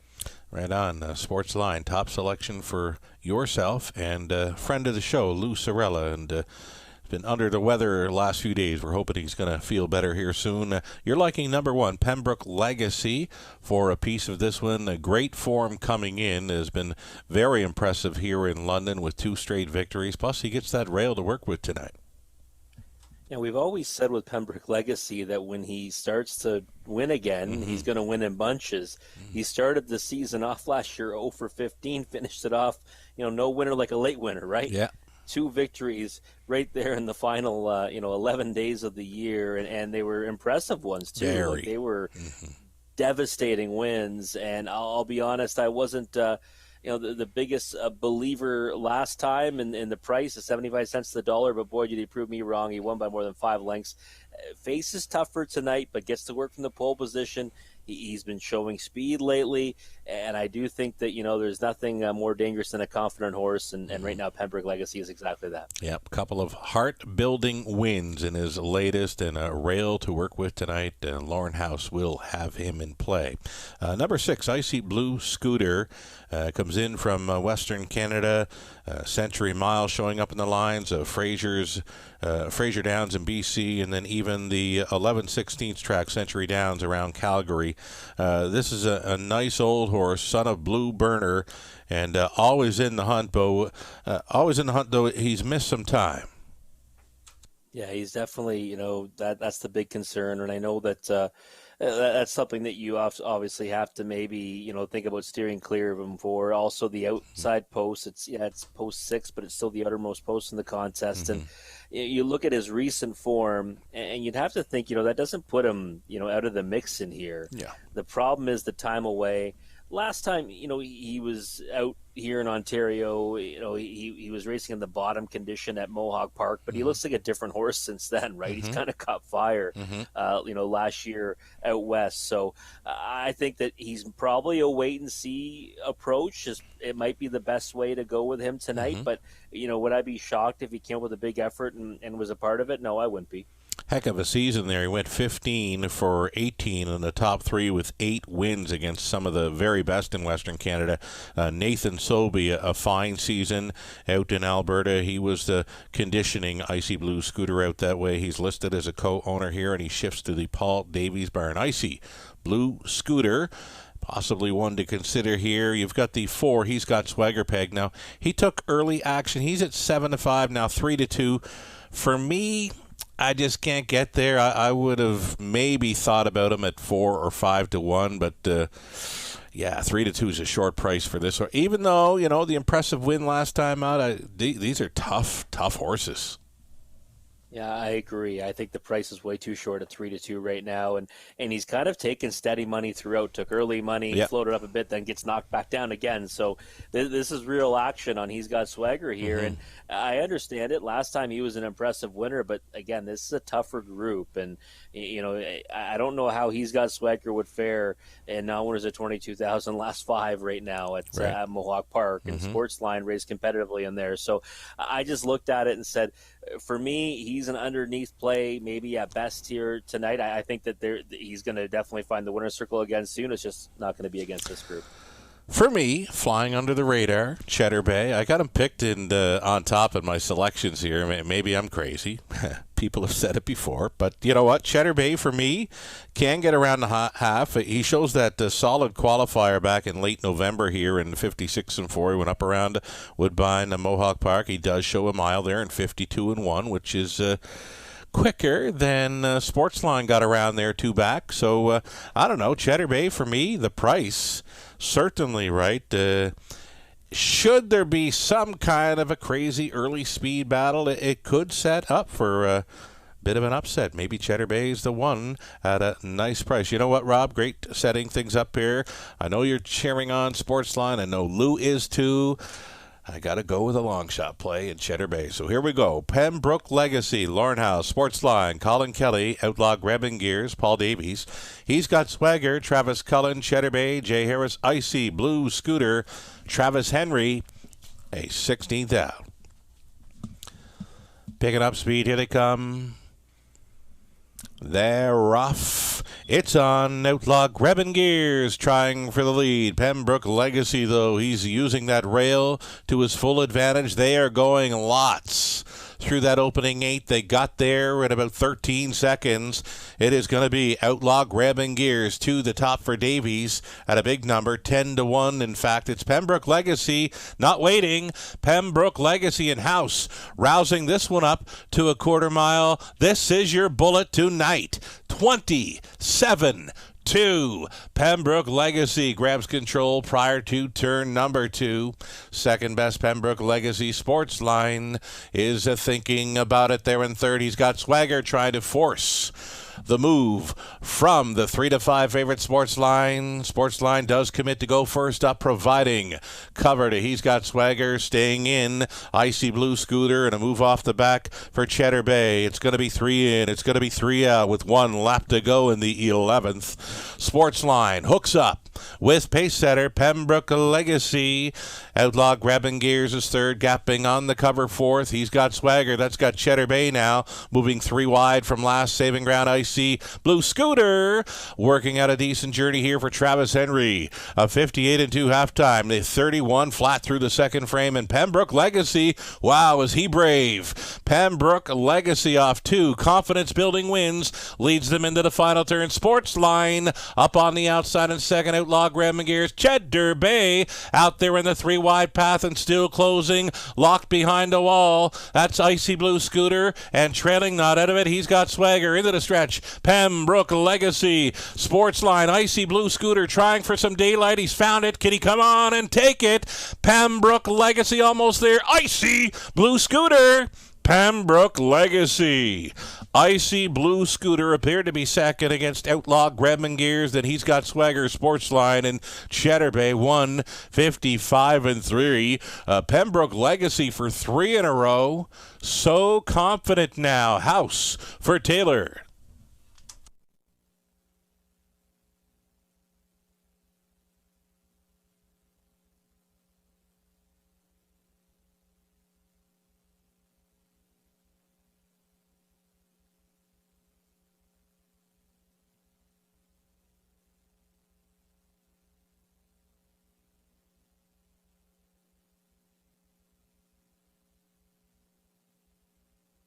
Pembroke Legacy so full of himself right now. He closed out 2021 with a pair of victories, and here he is in his 2022 debut.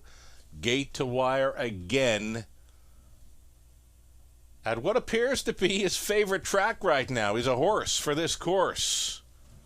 155-3 downtown in London. Pembroke Legacy at a juicy 5-1. You've got long shots here. In the first three positions, Icy Blue Scooter in from the west was a really good second in there. Outlaw Grabbing Gears, third, and fourth goes to number 4. He's got swagger. It's 1, 6, 3, and 4 unofficial.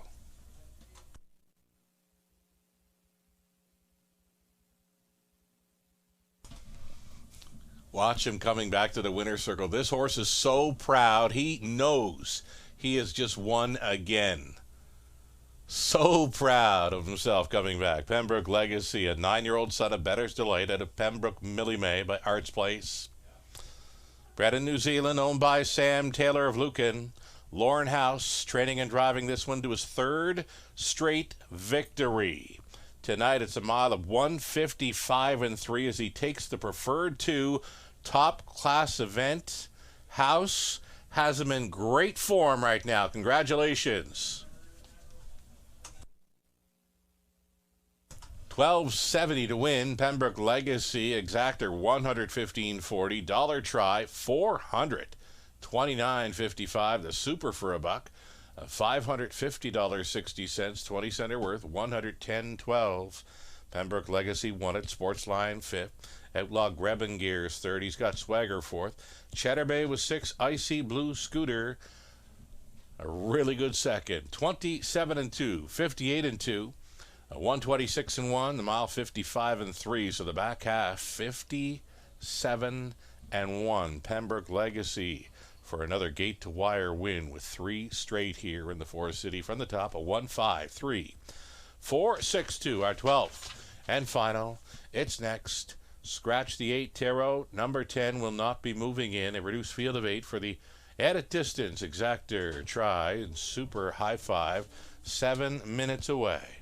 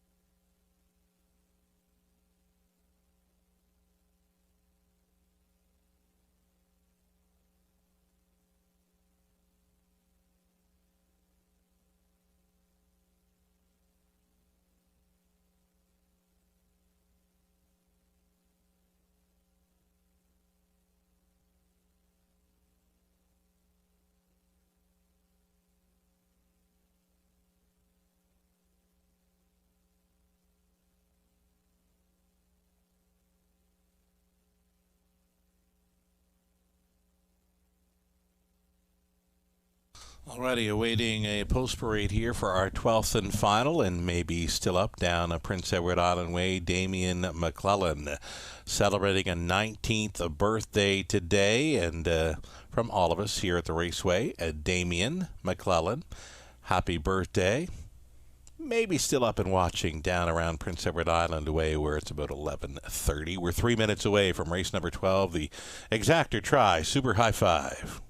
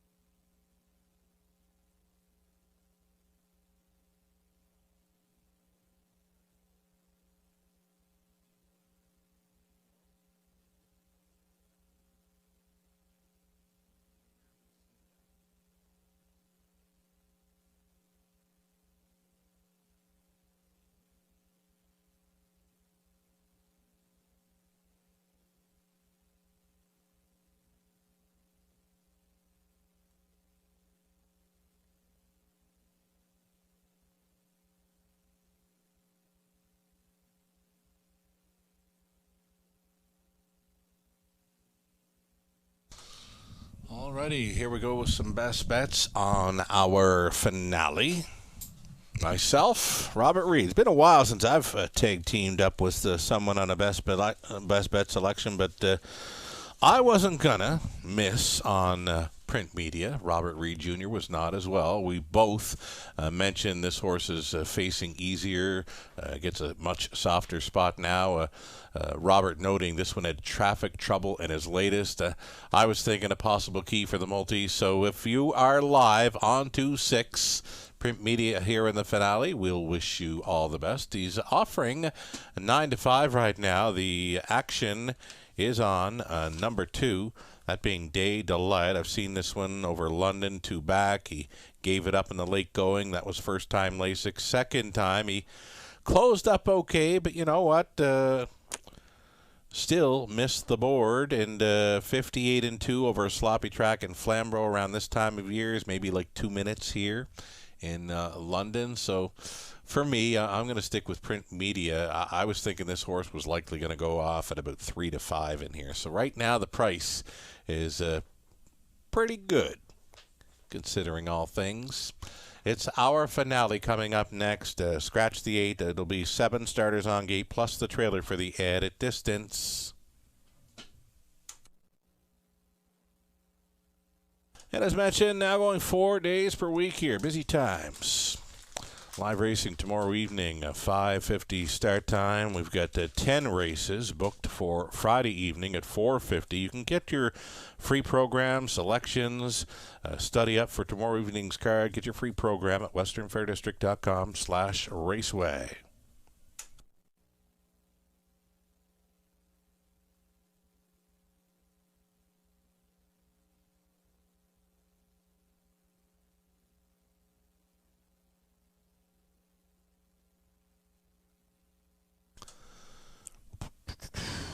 Exactor, try high five. You see the horses leaving the paddock.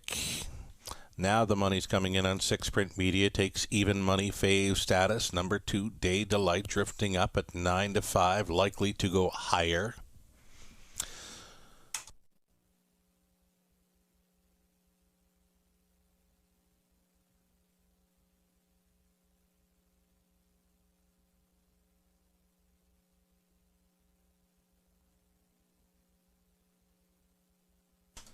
Here we go. Stepping out. Number 1, Midway Island for owner-trainer Rachel Andrew. Austin Sori in the sulky. Number 2, Day Delight. Colin Kelly tonight for Bill Maines. Lloyd Stone, a numbered Canada Inc., along with Wayne McRae. Vic Putty Trains. Malvolio is number 3. In from Rito for owner-trainer Randy Scott. Jay Harris. Deadly Action number 4 for Gord and Jeff Graham. Jeff training. Tyler Borth on for caretaker Chase Graham. 5 is General Lee. Travis Cullen for Kevin Skilton. The trainer Dwayne Spitzig.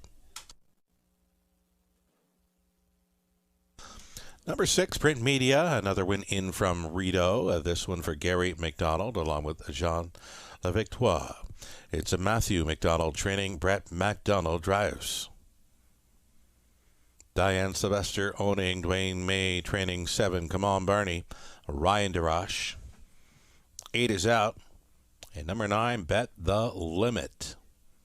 Randy Henry, the owner trainer. Scott Ray will be in the sulky. So there you have it. 7 on gate plus 1 trailer for the exactor try and at a distance super high five play. Top selection for myself, for Robert. Best bet selections.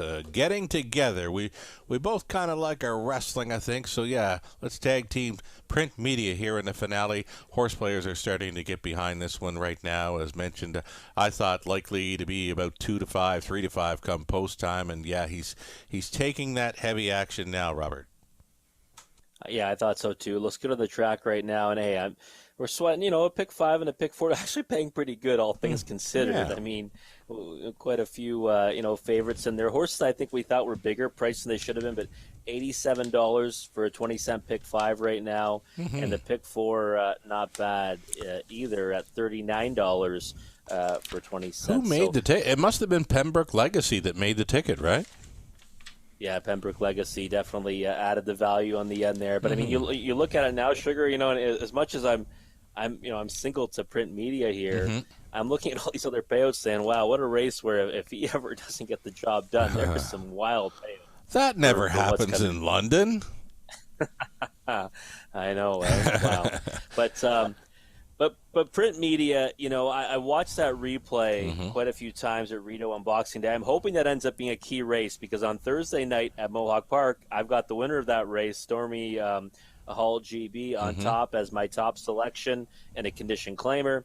And then I also have Mission Bay, who I think finished 4th in that race, picked 2nd in another event there that night. So I could not go to Print Media in this spot. And he got caught behind stalled cover for quite a bit before moving 3 wide. And then he just kind of grinded them down until he ended up finishing 3rd, beating 2 lengths. I thought it was a really solid effort. You look down the page for Print Media, you see Race Them Up, you see Vanilla Malted, horses that I think would be just overwhelming favorites in here. We saw Race Them Up already race in the preferred earlier tonight. So I just think he lays over this group, and I mean he's still got to go out there and it's a horse race. It's never going to be handed to him, but I do think he stands out. And there is gate speed, right? Because that race where he's showing up against Race Him Up, he's parked first up throughout, quarter mile 27. So from an outside post, added distance, those outside horses, they get favored this long straightaway. So Print Media likely to be on or near the lead.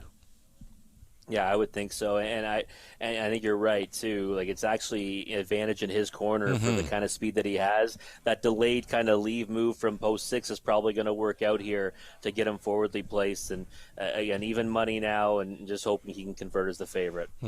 For second, number 4, Deadly Action. Now there's a speed threat. You know, he was going a big one last time out. He got up to 3/4 in 1:27. Now a little bit short on the end of things, but. For me, that was a better trip for him to be sticking around there at 3/4 in 1:27. I know his caretaker, young Chase, big fan of the Raceway, and I'm a big fan of Chase. He'll likely still be up watching and cheering for Deadly Action here. You like him for a piece of this. Just took a big hit too, 15-1 to 8-1 in one click, and Deadly Action to me is a horse that I thought he looked really good last time on the lead until he kind of faded late. And I look at this field up and down and say, you know what?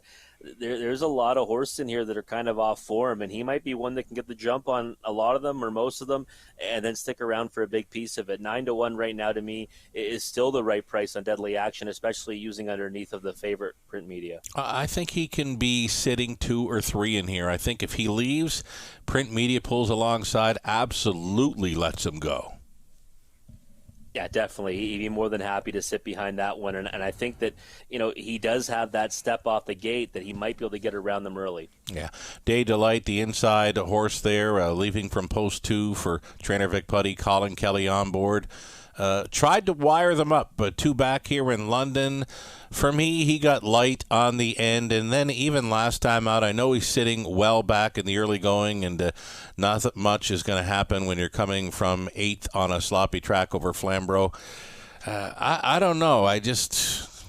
He took a lot of early action. Still, I'm surprised he's still 9-5 in this field. I figured the 6 would be bet right down, leaving plenty of value on the rest. Well, there you see 3-5 on 6, and Day Delight now going up a bit. He could go off here at about 4-1 eventually.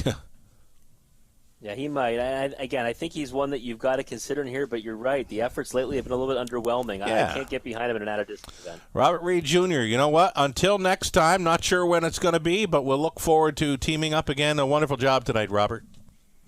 Always a pleasure, Sugar. You too. Right on. Thank you. Here we go then. A field of 8, 7 on gate plus a trailer. The added distance of 1 1/16. Picking up speed. It is go time. They're off it in the center as expected. Deadly Action out first, alongside second generally. Pylon position, Midway Island. And Sorry has found some early speed from that one through the opening turn. Deadly Action to the top, though. General Lee at 20-1. And it's going to be Travis Cullen pointing him to the top. General Lee took control. On hold now, second. Deadly Action away in third. Midway Island. It's Day Delight traveling out of fourth. He still maintain low action here in the wagering. He's actually 6-5. Second choice. 29 seconds for the opening quarter mile for the long shot leader, General Lee. Generally in command. Deadly Action continuing second. It's Midway Island third. A peak to the outside and fourth for Day Delight. Underway to the backfield comes Print Media. Still ahead of that one. Down in front of us was Bet the Limit. Next to last now was Malvolio and the gapped off trailer. Come on, Barney. 56-4. Okay, that's the halftime. 3/8 left to go for General Lee, who's now put 2.5 lengths on Deadly Action in second. Day Delight keeps on coming here in third. Midway Island under urging fourth. Print Media still with about 7 lengths to make up for Brett McDonald. Up by 3/4, General Lee. The Duke boys would love this horse, right? 127 flat for 3/4. General Lee on top here. Second best, Deadly Action sticking around out there in third. Day Delight. Print Print Media keeps on coming on the wide side. He's fourth. And out of the backfield, come on, Barney. It's an eighth of a mile left to go. General Lee, Day Delight, Print Media, wide side. Come on, Barney. Though General Lee is going to upset here. And at 20-1, come on, Barney is second at 45-1. Long shots first and second here, and 4 across for third. Wow. It's a General Lee for a huge upset, and come on, Barney will complete a huge exactor here.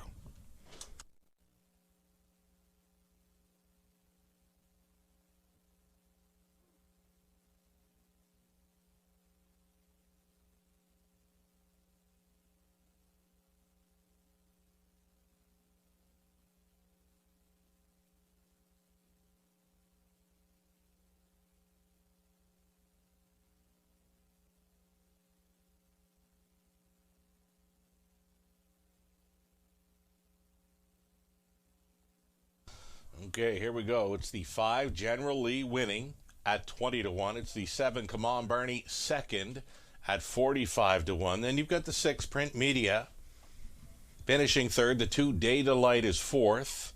And the 9, Bet the Limit, fifth. Long shots involved in the first, second, and fifth spots on this high five. Then you've got your favorites in between there. 5, 7, 6, 2, and 9, unofficial high five.